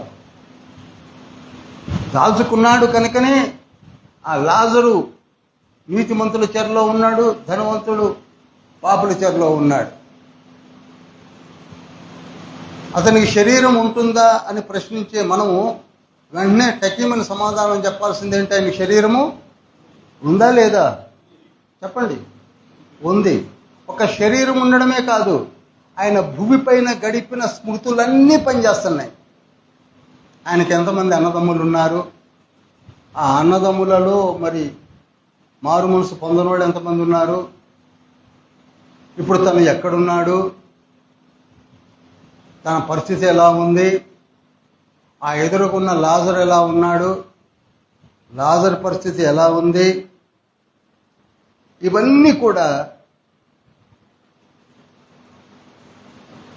ధనవంతుడు చూస్తున్నట్టుగా ప్రభువే చెప్పాడు. కనుక మన పితరులు చనిపోయారు, వారికి కూడా శరీరము ఉంది. చెప్పరు? ఉంది. ఇప్పటికీ చాలామంది చెప్పుకోవడం నేను విన్నాను కనుక చెప్తున్నాను. చనిపోయిన వారికి శరీరం లేదు, ఆయన సెకండ్ కమింగ్లో వచ్చినప్పుడు మాత్రమే శరీరాలు కనపడతాయని. సెకండ్ కమింగ్లో వచ్చినప్పుడు శరీరం కనపడితే మత్తయి సువార్త 27వ అధ్యాయం 52వ వచనంలో యేసయ్య పునరుద్ధానుడైనప్పుడు అనేకుల శరీరములు సమాధుల్లో నుంచి లేచి కనపడలేదా? చదువుతారు ఒకసారి. సమాధులు తెరవబడిన నిద్రించిన అనేక మంది పరిశుద్ధుల శరీరములు లేచును. మరి శరీరాలు ఉన్నాయా లేవా? ఆయన సెకండ్ కమింగ్లో వచ్చినప్పుడు లేస్తారేమో.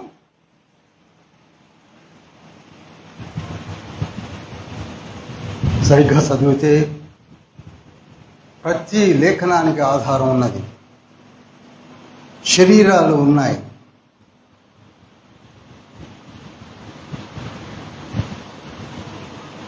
ఆ తండ్రి యొక్క మహిమాన్వితమైనటువంటి పవర్ ఎన్ని కార్యాలు జరిగించాడో మనం తెలుసుకోలేక అపోహపడుతున్నాం. మనకి శరీరాలు ఉన్నాయి. ఇంకొక డౌట్ ఉంది మనకి శరీరాలు ఉన్నాయి కానీ నేకెడ్గా ఉంటామా, వస్త్రాలు ధరించుకొని ఉంటామా? ఇది కూడా ఉంది. అవునండి, శరీరాలు ఉంటాయి అంటున్నారు, బాగానే ఉంది. మరి వస్త్రాలు మనకెప్పుడు మంచి మంచి వస్త్రాలు ఉన్నాయి, అప్పుడు ఏ వస్త్రాలు ఉంటాయి? దానికి 2 కొరింథీ పత్రిక 5వ అధ్యాయము 2-3 వచనాలు, 1-2-3 వచనాలతో స్పష్టంగా ఉంది.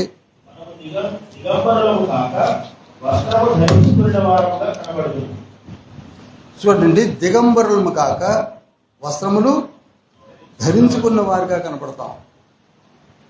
ఒక మాటలో ఇవన్నీ రిఫరెన్స్లు మీకు ఇచ్చి నేను ఎక్కువగా లిఖింప చేయను, కానీ ఒకటి గుర్తుంచుకోండి, మనకి శరీరాలు ఇప్పుడు ఎలా ఉన్నాయో మహిమ శరీరాలు అలానే ఉంటాయి.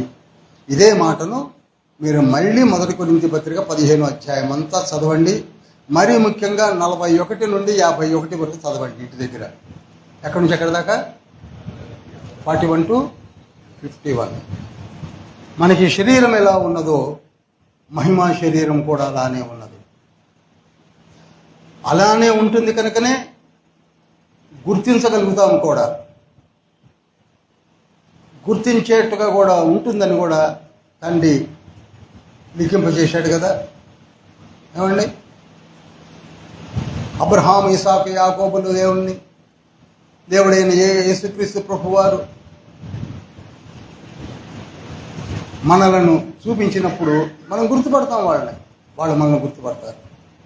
చూసినట్లయితే మనలను మనం గుర్తుపట్టుకుంటాం. ఏ ఏజ్ గ్రూప్లో ఉన్నవాడు ఆ ఏజ్ గ్రూప్లో, ఏ కాలంలో ఉన్నవాళ్ళు ఆ కాలంలో ఉన్నవాడు గుర్తుపడతారు.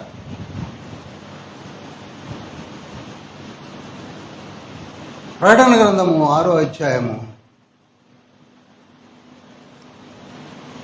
11వ వచనంలో కూడా బలిపీఠము క్రింద ఉన్న ఆత్మలకు, వాళ్ళు శిరచ్ఛేదనము గావించబడిన ఆత్మలు, వాళ్ళందరికీ కూడా ప్రతి వానికి తెల్లని వస్త్రములు ఇవ్వబడ్డాయి.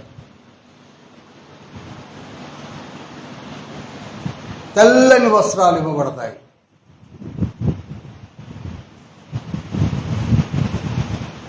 ఇక ఇవన్నీ ఎందుకు? చాలా ఉన్నాయి. చనిపోయిన తర్వాత మనకి మహిమా శరీరాలు ఉంటాయి, దీపాల్లాగా ఉండము. అది కరెక్ట్ కాదు. మనకి కళ్ళు ఉంటాయి, చేతులు ఉంటాయి, నోరు ఉంటుంది, మాట్లాడతాము. అక్కడ ఇందాక మనం చదివిన ప్రకటన గ్రంథం 6వ అధ్యాయం 9, 10, 11, 12 వచనాల్లో ఉంటుంది. నాథ సత్యస్వరూపి ఎంతకాలము మాకు తీర్పు తీర్చక ఉండు అని కూడా మాట్లాడడం కనపడుతుంది. వాళ్ళు మాట్లాడుతున్నారు యేసయ్యతో. ఆ తర్వాత అదే ప్రకటన గ్రంథం 1వ అధ్యాయం 7వ వచనంలో కూడా ప్రతి నేత్రము ఆయనను చూచును, పొడిచిన వారును చూచును, రొమ్ము కొట్టుకుంటారు. వాళ్ళకి ఆకారమే లేకపోతే రొమ్ము ఎందుకు కొట్టుకుంటారు? ఎన్నోసార్లు చెప్పాను, సీరియస్గా తీసుకోండి. ఇది ఎందుకు వచ్చిందంటే అసలు మన దేవుడు ఆత్మ కనుక ఆయనకు ఆకారం లేదని చెప్పేసి ఒక నానుడు ఉంది ఇప్పుడు మన మధ్యలో. దేవుడు ఆత్మ కనుక ఆయనకి ఏం లేదు చెప్పరు, ఆత్మ కనుక ఆకారం లేదు అని. నిజంగా దేవునికి ఆకారమే లేకపోతే ఆదాము ఎవరిని చూశాడు? ఆకారం లేని ఆదాముని చూశాడు. దేవుని చూశాడు ఆదాము? ఎవరు చేయబట్టుకొని నడిచారు వాళ్ళు? చెప్పండి. ఒక్క నిమిషం ఆలోచింది. నాకు ఒక పెద్ద బైబిల్ అంతా 66 రీసెర్చ్ చేయనక్కర్లేదు. ఎవరిని చూశారు? ఆయనకు ఆకారమే లేకపోతే ఆయన మాట్లాడడం ఎలా జరిగింది? దగ్గరకు వచ్చి మరి అబ్రహామా, మోసెస్, మోషేతో అయితే నిర్గమకాండం 33వ అధ్యాయం 20వ వచనంలో నేను చేతిని అడ్డు పెట్టుతున్నాను. ఆయనకు ఆకారమే లేదు కదా, చేయి ఎక్కడి నుంచి వచ్చింది? ఇవన్నీ ఆలోచించాం మనం. ఎవరు అంటారు, దాని మీద వాళ్ళు స్టిక్ ఆన్ అయి ఉంటారు. ఆయనకు ఆకారం లేదు కనుక మనకు ఆకారం లేదని ఒక డాక్టర్ని పట్టుకొచ్చారు. ఆకారం లేని ఆత్మతో ఆత్మ పూర్ణమై మనం ఏదో చేయాలని ఆత్మ అన్నారు, వదిలేశారంతా. ఆయనకు ఆకారం ఉంది, మన దేవునికి ఆకారం ఉంది. అదృశ్య దేవుని స్వరూపి అయి, అదృశ్య దేవునికి స్వరూపం ఉందని చెప్పి కొలసి 1:15లో ఉంది. ఆ స్వరూపంలోనే నేను ఉన్నానని యేసయ్య అంటున్నాడు ఫిలిప్పుతో. ఫిలిప్పు నన్ను చూస్తే ఆ దేవుని చూసినట్టే అంటాడు. యోహాను సువార్త 14వ అధ్యాయం 8, 9, 10 వచనాలు. ఆయన ఆత్మగానే ఉన్నప్పుడు ప్రకటన గ్రంథం 1వ అధ్యాయం 13, 14, 15, 16 వచనాల్లో యోహానికి ఎలా కనపడ్డాడు? ఆగ్ని నేత్రములు కలిగిన వాడై, పుటము వేయబడిన పాదములు గలవాడై, 2 అంచుల నాలుక వాడిగల ఖడ్గము గలవాడై, ఎదురు రొమ్మున దట్టి కట్టిన వాడై, ఉన్ని వంటి తల కలిగిన వాడై. ఏంటిదంతా? ఆకారమే లేదు, ఒక్క స్టేట్మెంట్ మీద నిలబడలేదు.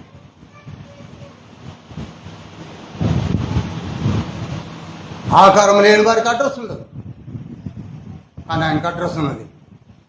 చూడలేకపోవచ్చు, మనం చూసే కన్నులు మనకి కాకపోవచ్చు. ప్రకటన గ్రంథం 4వ అధ్యాయంలో యోహాను దేవుణ్ణి చూశాడు కదా,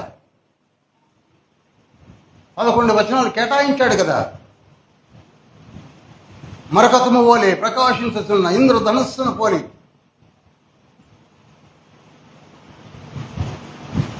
అసలు ఏ ఆకారం లేకపోతే ఇంకెక్కడ పోలికండి?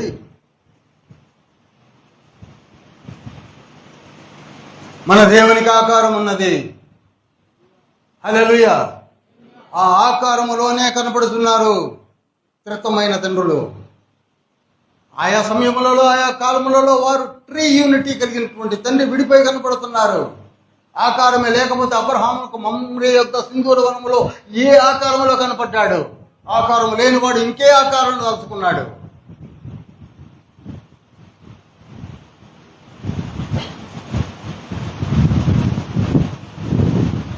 అదే దేవుడు ఇంకొక ఆకారాన్ని తీసుకుంటాడా? ఇంకెవడిదో మూర్తి భవించిన ఆకారాన్ని తీసుకుంటాడా? ఆయన కనబడుతున్నాడు, ఇదిగో నేను యెహోవా తండ్రిని చూచేది.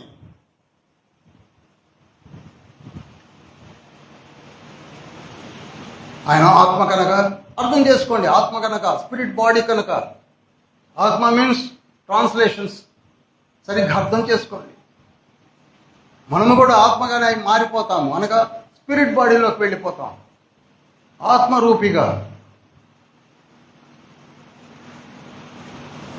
అదే మాట అన్నాడు కదా కొరింథీ పత్రిక 15 అధ్యాయం 51, 52, 53, 54 వచనాల్లో, క్షణములో మార్పు చెంది ఎలా మార్పు చెందుతాం? ఆత్మ శరీరముగా మార్చబడతాం.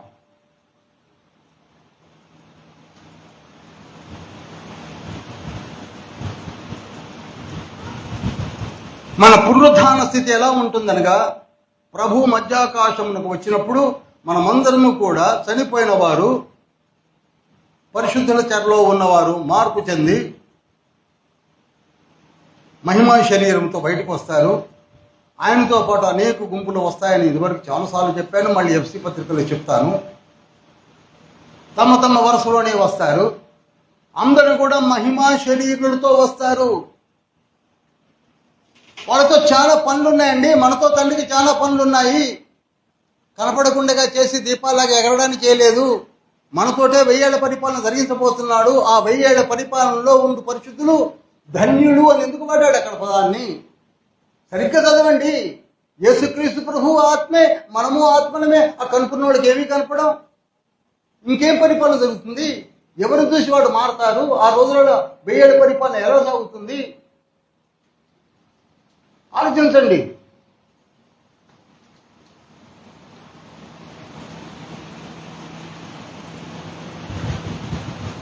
థౌజండ్ ఇయర్స్ తెల్లని వస్త్రములు ధరించిన వారే. ఆత్మరూపి ఎలా ఉంటుందో యేసుక్రీస్తు ప్రభువారు మత్తయి సువార్త 17వ అధ్యాయము 3, 4, 5 వచనాలు చెప్పాడుగా, చూపించాడుగా, డెమాన్స్ట్రేట్ చేసి. ఒకవైపు ఏలియా, మరి ఒకవైపు మోషే ఆత్మరూపిగానే ఉన్నారుగా. వీళ్ళందరూ చూశారుగా, తెల్లని వస్త్రములు ధరించిన వారై.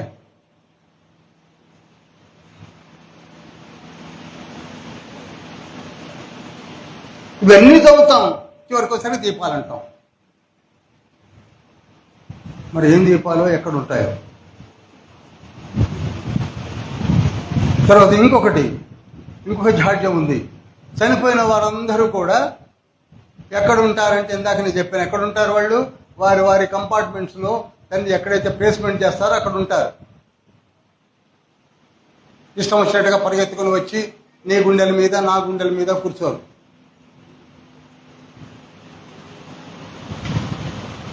రాత్రి పూట వచ్చేసారమ్మా, నా గుండె మీద కూర్చున్నారమ్మా.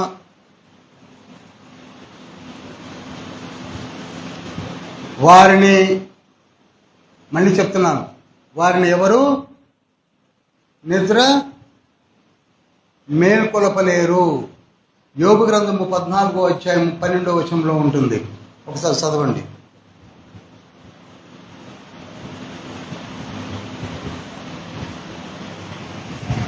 ఆకాశం గతించిపో వరకు వారు మేల్కొన్నారు, ఎవరినో వారిని నిద్ర లేపరాలేదు. అది ఇష్టం వచ్చినట్టు పరిగెత్తుకొని రావడానికి వెళ్ళేది. చాలామంది ప్రశ్నలు ఇక్కడ, బ్రదర్ చనిపోయిన వాళ్ళందరూ వస్తారా? మాకు కనపడుతున్నారు. ఏంటి కనపడేది? బైబిల్ చదువుతున్నారా?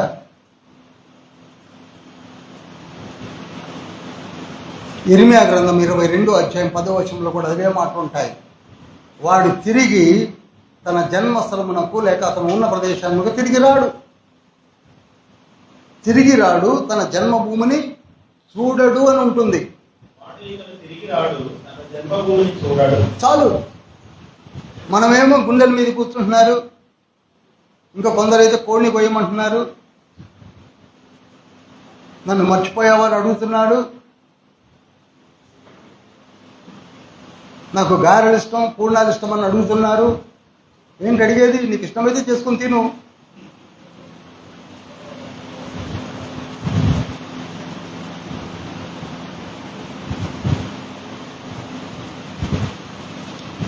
ఆకాశము గతించిపోవు వరకు కూడా వారిని ఎవ్వరు కూడా లేవనెత్తజాలరు.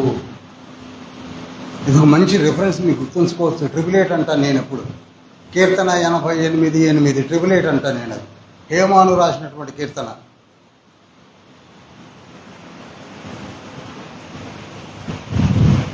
ఇక మీకు అర్థమైపోయింది అనుకుంటున్నాను. ఒకటి గుర్తుంచుకోండి, చనిపోయిన వారు యేసయ్య దగ్గరికి వెళ్ళాక, కంపార్ట్మెంట్స్లో పెట్టాక లెగిచి చాలండి, ఇక రావడానికి వీలు. చెప్పరు అందరూ, రావడానికి వీలు ఇన్ని రిఫరెన్స్లు చెప్పాను, ఇంకా డౌట్ ఉంటే ఇంకొక 10 రిఫరెన్స్లు చెప్పగలను. బయటికి వచ్చే సీన్ లేదు. మనం చెప్పుకుంటున్నామే వాళ్ళు వచ్చారు వీళ్ళు వచ్చారు, ఇవన్నీ కథలు, బహాన, పడిపోయిన దూతలు చేసే విషయాలు ఇవన్నీ. లాస్ట్గా ఒక రిఫరెన్స్ చెప్తాను. ప్రసంగి గ్రంథం 9వ అధ్యాయం 5వ వచనం, 5-6 చదవండి పెద్దగా. బ్రతికియుడు వారు తాము చచ్చునని ఎరుగుదురు, అయితే చచ్చిన వారు ఏమీ ఎరగరు. అది చచ్చిన వారు ఏమీ ఎరగరు, ఇక్కడికి రారు. వారిద్దరు ప్రేమింపరు, పగ పెట్టుకొనరు, అసూయపడరు. సూర్యుని క్రింద జరుగు వాటిలో దేని యందును వారికి కనుక ఈ భూమిపైన కాలు పెట్టి, అమ్మ నువ్వు నన్ను బాగా అన్యాయం చేశావు కదా, నీ సంగతి చూస్తా అని మెడల మీదేం కూర్చోడు. అసలు అతను ఏమీ చేయలేడు. ఇక ఒక్కసారి చనిపోయాక అతని చేతిలో ఏమీ చెప్పరు, ఏమీ లేదు. ఇంకొక డాక్టర్ వచ్చింది, చనిపోయిన తర్వాత కూడా మారుమనసు సంబంధమైనటువంటి రిట్రీట్స్ ఆగస్టు 15, జనవరి 26 అప్పుడప్పుడు కూడా మీటింగులు పెట్టి, భోజనాలు పెట్టి, పాతాళాలను కూడా అరేంజ్ చేస్తారని, అప్పుడు మారు మనసు పొందొచ్చని చెప్పేవాళ్ళు బయలుదేరారు. పాతాళంలో మారు మనసు కూడికలు.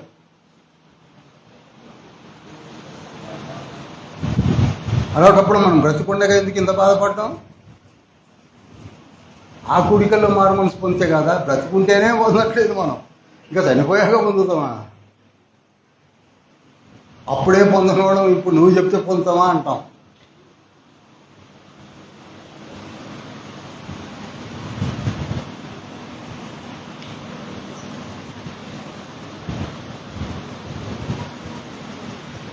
ప్రియులారా, మారు మనసు అనేది చనిపోయిన తర్వాత పొందే సీలు లేదు. అదే నేను రిఫరెన్స్ చెప్పను, ఎన్నో ఎన్నో ఎన్నో ఎన్నో ఎన్నో ఎన్నో చెప్పాను. ఇంకా చెప్పాలంటే యెషయా గ్రంథము 38:18 నోట్ చేయండి. కీర్తన 6:5 నోట్ చేయండి. కీర్తన 115:17 నోట్ చేయండి.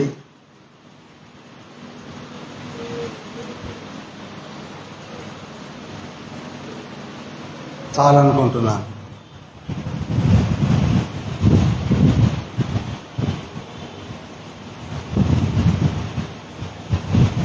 తర్వాత చదవండి. పాతాళములో ఎటువంటి సువార్త ప్రకటించబడదు. అలా ప్రకటించాలనుకుంటే తండ్రి ప్రణాళిక ఎప్పుడో మార్చేవాడు.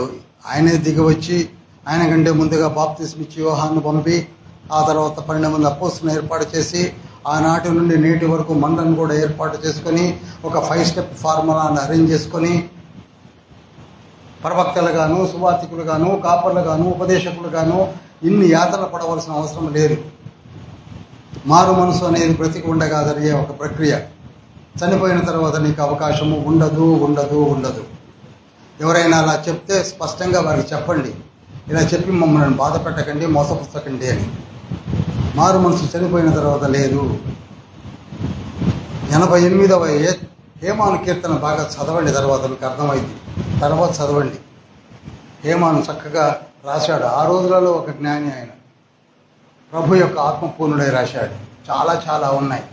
యోగ గ్రంథం 14వ అధ్యాయం తర్వాత చదవండి.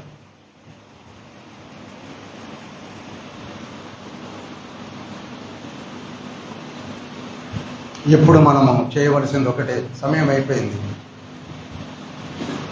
బ్రతికి ఉండగానే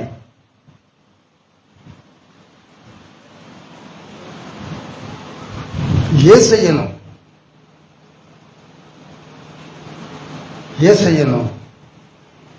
రక్షకుడుగా అంగీకరించింది.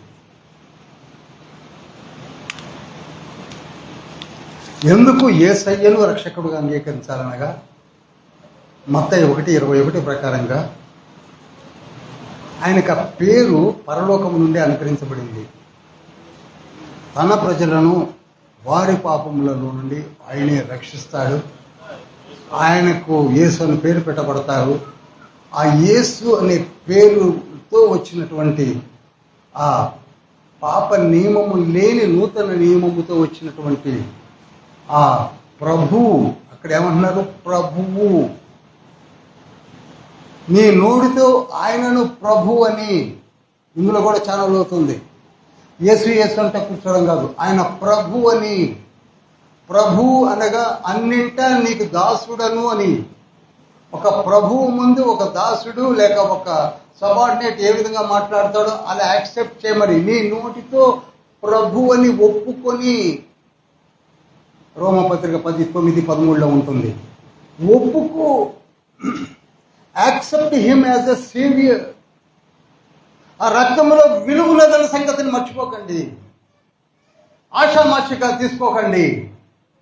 నవ్వుతూ మాట్లాడకండి.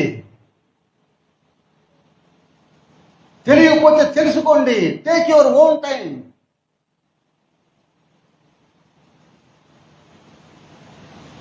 వెకిలి నవ్వులు నవ్వుకుంటూ, మనకంటే అన్యాయంగా హేళనగా మాట్లాడే చూశాను కొన్ని డిబేట్స్. హేళనగా, సన్ ఆఫ్ యాడమ్. ఏం తెలుసయ్యా నీకు? ఏం తెలుసు? ఏం చదువుతున్నా?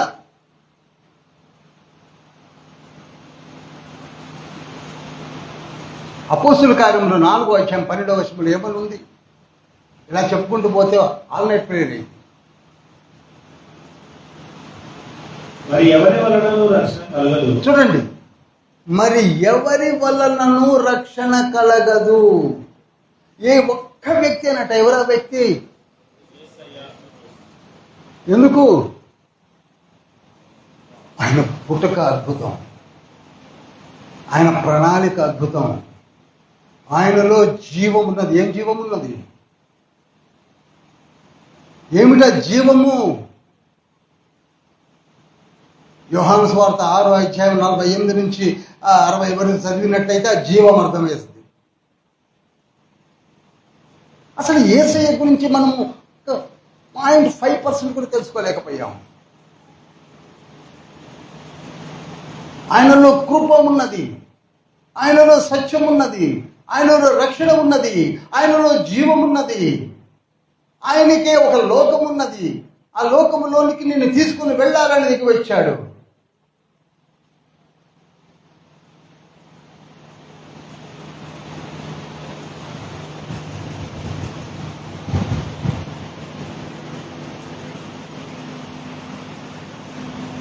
వీటన్నిటినీ మనం పక్కకు పెట్టుకుంటున్నాం. ఈనాడు మళ్ళీ మీకు చెప్తున్నాను,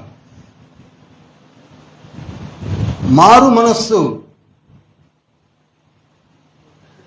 ప్రభువు అనుగ్రహించు ఒక అద్భుతమైనటువంటి వరము.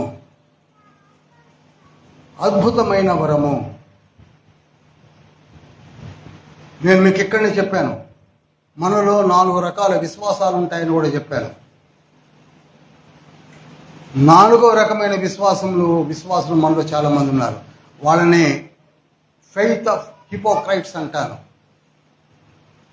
తమ్మును తాము మోసము చేసుకొని వేషధారణతో జీవించే విశ్వాసం. అది ఎప్పుడైనా వివరిస్తాను.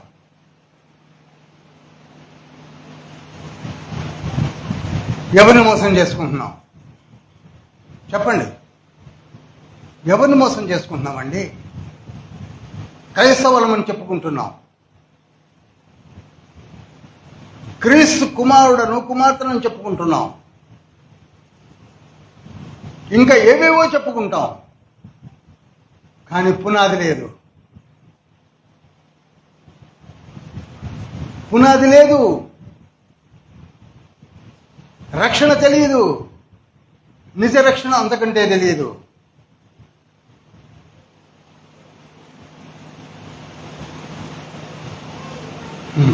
అందుకే మత్తయి సువార్త 9వ అధ్యాయం 7వ అధ్యాయం 24, 25, 26 వచనాల్లో అన్నాడు, 2 వ్యక్తులు 2 ఇళ్ళు కట్టుకున్నారు. ఒక ఇల్లు బండ పైన, ఒక ఇల్లు తీసుకున్నారు. ఇది ఎప్పుడైనా వివరిస్తారు. మన ఇల్లు ఇసుక మీదనే బండ మీదనే ఆలోచించండి. పైకి మాత్రం మంచిగానే వేసాం. డ్యూలెక్స్ పెయింట్స్, ఏషియన్ పెయింట్స్, ఏసీలు, పిఓపీలు అన్నీ ఉన్నాయి. గాలి వస్తే ఆ టుప్పును కూలిపోతాయి. That is hypocrites faith. ఆ ఫెయిత్ ఎంతకాలం జీవిస్తాం? ఎవరిని మోసం చేసుకుంటున్నాం? మంచి ఇల్లు కట్టుకో, మంచి పునాది వేసి కట్టుకో. ఈ మాట కేవలము 24, 25లో వాడడానికి కారణము 23, 22, 21 కారణము. ప్రభువా ప్రభువా అని పిలుచు ప్రతివాడు అసలు నేను ఎరగదని చెప్తా అన్నాడు. వాళ్ళు హిపోక్రైట్స్. మంది అదే బాపది. పైకి ప్రభువా ప్రభువా అంటాం. డొల్ల. అది చెప్పి ఇది చెప్పాడు యేసయ్య. ఎప్పుడైనా చదివితే రెండు కలిపి చదవండి. ప్రభువా ప్రభువా అని పిలిస్తే నీ ఇల్లు ఇసుక మీద కట్టిన వాడివి. దేవుని ఆజ్ఞలు గైకొని ప్రభువా అని పిలిచేవాడు బండ మీద కట్టినవాడు. హల్లెలూయా. మరి నీ పునాది దేని మీద కట్టుకున్నావు? ఆలోచించు.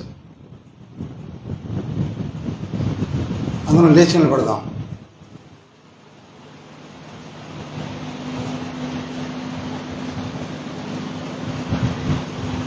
ఓ ప్రియుడా నీవు జయించుము, లోకమును నీవు జయించుము.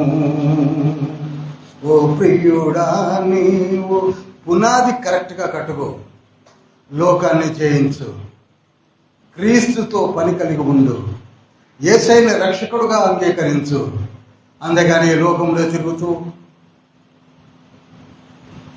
ఇసుకలో కట్టిన ఇల్లు నిలవదు, నిలవదు, నిలవదు. సరిగ్గా చదువుదాం. బైబిల్ స్టడీని తండ్రి అందుకే ఇచ్చాడు. 1 కొరింథీ పత్రిక 16వ అధ్యాయంలో అంటాడు,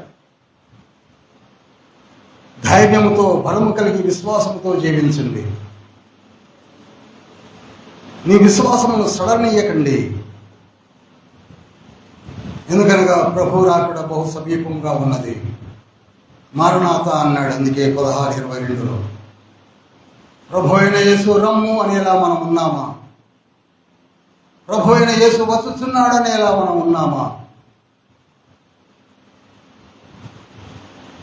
అసలు యేసయ్య పేరు ఎత్తడానికి ముందుగా ప్రభు అనే మాట పలకడానికి అర్హత కలిగి ఉన్నామా? ఆలోచించుదాం. ఇంకా మనలో అనేకులు మారు మనసు పొందిన వాళ్ళు ఉన్నారు. హిపోక్రైట్స్గా మిగిలిపోయారు. విశ్వాసం ఎంతవరకు ఉందో తెలియదు. ఉన్నట్టుగా జీవిస్తున్నాము, ఏవేవో విషయాలు ఆలోచిస్తున్నాము. కొరింథీ పత్రికలో చెప్పిందే అది. యేసయ్య రక్తము మనకు శక్తి, అన్యులకు వెర్రితనము. డాక్టర్స్ పెట్టుకొని పోట్లాడుకోవడం కాదు. ఆ జ్ఞానమును నువ్వు పొందుకో అన్నాడు. పరిశుద్ధాత్మతో సహవాసం చేయన్నాడు.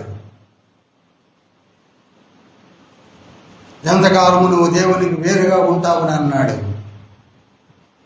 నేను మిమ్మల్ని ఏర్పరచుకున్నది కార్యార్థమై అని చెప్పాడు. మనము కార్యార్థులు మన సంగతి మనకి తెలుసు, కానీ ఇంకా మారు మనసు పొందకుండగా, ఒకనాడు చనిపోతాం మన సంగతి తెలుసు కూడా మారు మనసు పొందకుండగా జీవిస్తున్నాము. పాప స్థితిలో ఇంకా వ్యభిచార ప్రవృత్తిలో మునిగి ఉన్నారు. కడుపే దేవుడుగా, కడుపే దేవతగా, తిండి కొరికే పుట్టినట్టుగా జీవిస్తున్నారు కొందరు. నిద్రించడము, తిండి పొందడము పరలోక రాజ్యములోనికి రానివ్వదని తండ్రి చెప్పాడు 5వ అధ్యాయం అంతట్లో కూడా.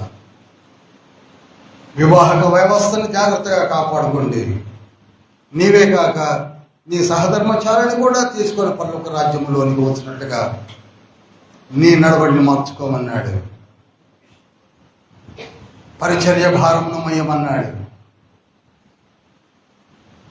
క్రీస్తు అనే బట్ట పైన అనేకులను కట్టమన్నాడు. ప్రార్థించినప్పుడు చేయవలసిన నియమములను పాటించమన్నాడు. ఆత్మ వరముల చేత వాడబడాలన్నాడు. నీకు పునరుద్ధానం ఉన్నది, నీవు పునరుద్ధానుడయ్యే లోపల అనేకులను రక్షించుకోమని చెప్పాడు. బలము కలిగి జీవించమన్నాడు. ఇన్ని మాటలు మాట్లాడిన ఈ పత్రికను మనం ధ్యానించాము. ఎంతవరకు నువ్వు బలపడ్డావో. బైబిల్ స్టడీ అంటే కేవలం ఏవో కొన్ని విషయాలు తెలుసుకొని ఆ తర్వాత వాటన్నిటినీ వదిలివేసి మన జీవితాన్ని మనం జీవించడం కొరకు ఇంత సమయాన్ని వెచ్చించవలసిన అవసరం లేదు. ఇది ఒక మహత్తరమైనటువంటి సమయంలో నేరుగా సూటిగా మనతోనే దేవుడు మాట్లాడుతున్నాడు. యేసయ్య అంటే ఎవరు అనుకుంటున్నారు?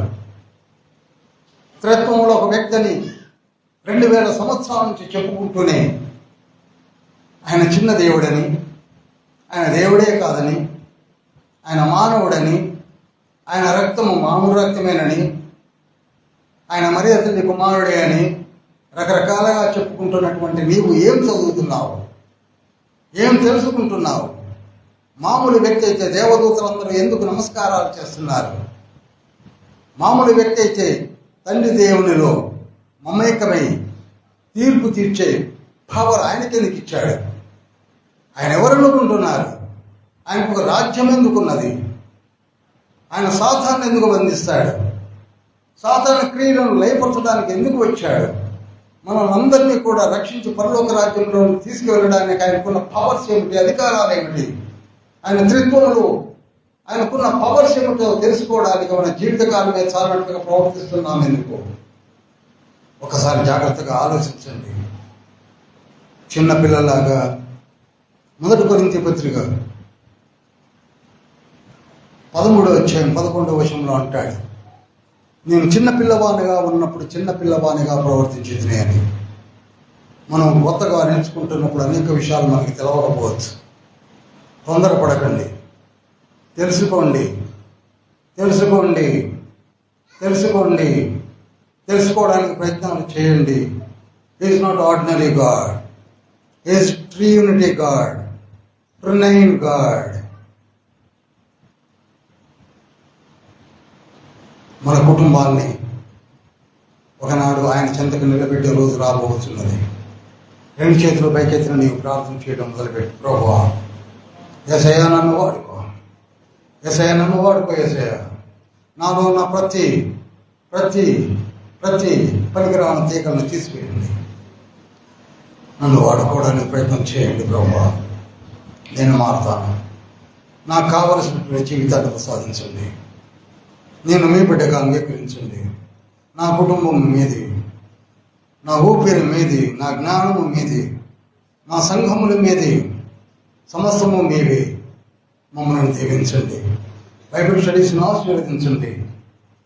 ప్రపంచమంతటా ఈ జ్ఞానము విరాజిల్లాలని మీరు ఏర్పాటు చేసిన విధమును ప్రపంచమంతటా ప్రసరింపచేయండి. ప్రతి సంఘములో బైబిల్ స్టడీస్ను ఆరంభింపచేయండి. సత్యవర్తములైన బోధకులను ఏర్పాటు చేయండి. బైబిల్ని ఎక్కువగా చదివి లోతైన విషయములు తెలుసుకుంటకు మంచి బిడ్డలను లేవనెత్తండి, సువార్థికులను లేవనెత్తండి, ఉపదేశకులను లేవనెత్తండి, కాపర్లను లేవనెత్తండి, ప్రవక్తలను లేవనెత్తండి, అపోస్తులను లేవనెత్తండి. చెడును బోధించే వారిని పక్కకు జరిగించండి, కల్స్ను పక్కకు జరిగించండి, గలిబిలి చేస్తున్నటువంటి బోధనను పక్కకు జరిగించండి. మీ బోధనను సహేతముగా బోధించే గొప్ప దైవజనులను, యవనస్తులను లేవనెత్తి వాడుకోండి. ఇట్టి కార్యము జరిగించిన నిమిత్తమై మాలో నుండి మీరు లేవనెత్తమని యేసయ్య పరిశుద్ధ నామములో అతనికి వేడుకుంటున్నాము తండ్రి. ఆమేన్. పరలోకమందున్న మా తండ్రి, నీ నామము పరిశుద్ధపరచబడును గాక, నీ రాజ్యము వచ్చును గాక, నీ చిత్తం పరలోకమందు నెరవేర్చబడి ఉన్నట్టు భూమి అందు నెరవేర్చబడును గాక.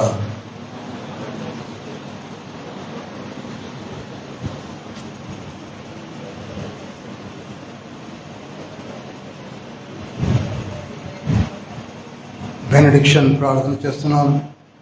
యేసుక్రీస్తు ప్రభువారి యొక్క కృప, తండ్రి అయిన దేవుని ప్రేమ, పరిశుద్ధాత్మ యొక్క సహవాసము మనకందరికీ సార్వత్రిక సంఘమునకు నిరంతరము తోడై నీడై ఉండును గాక.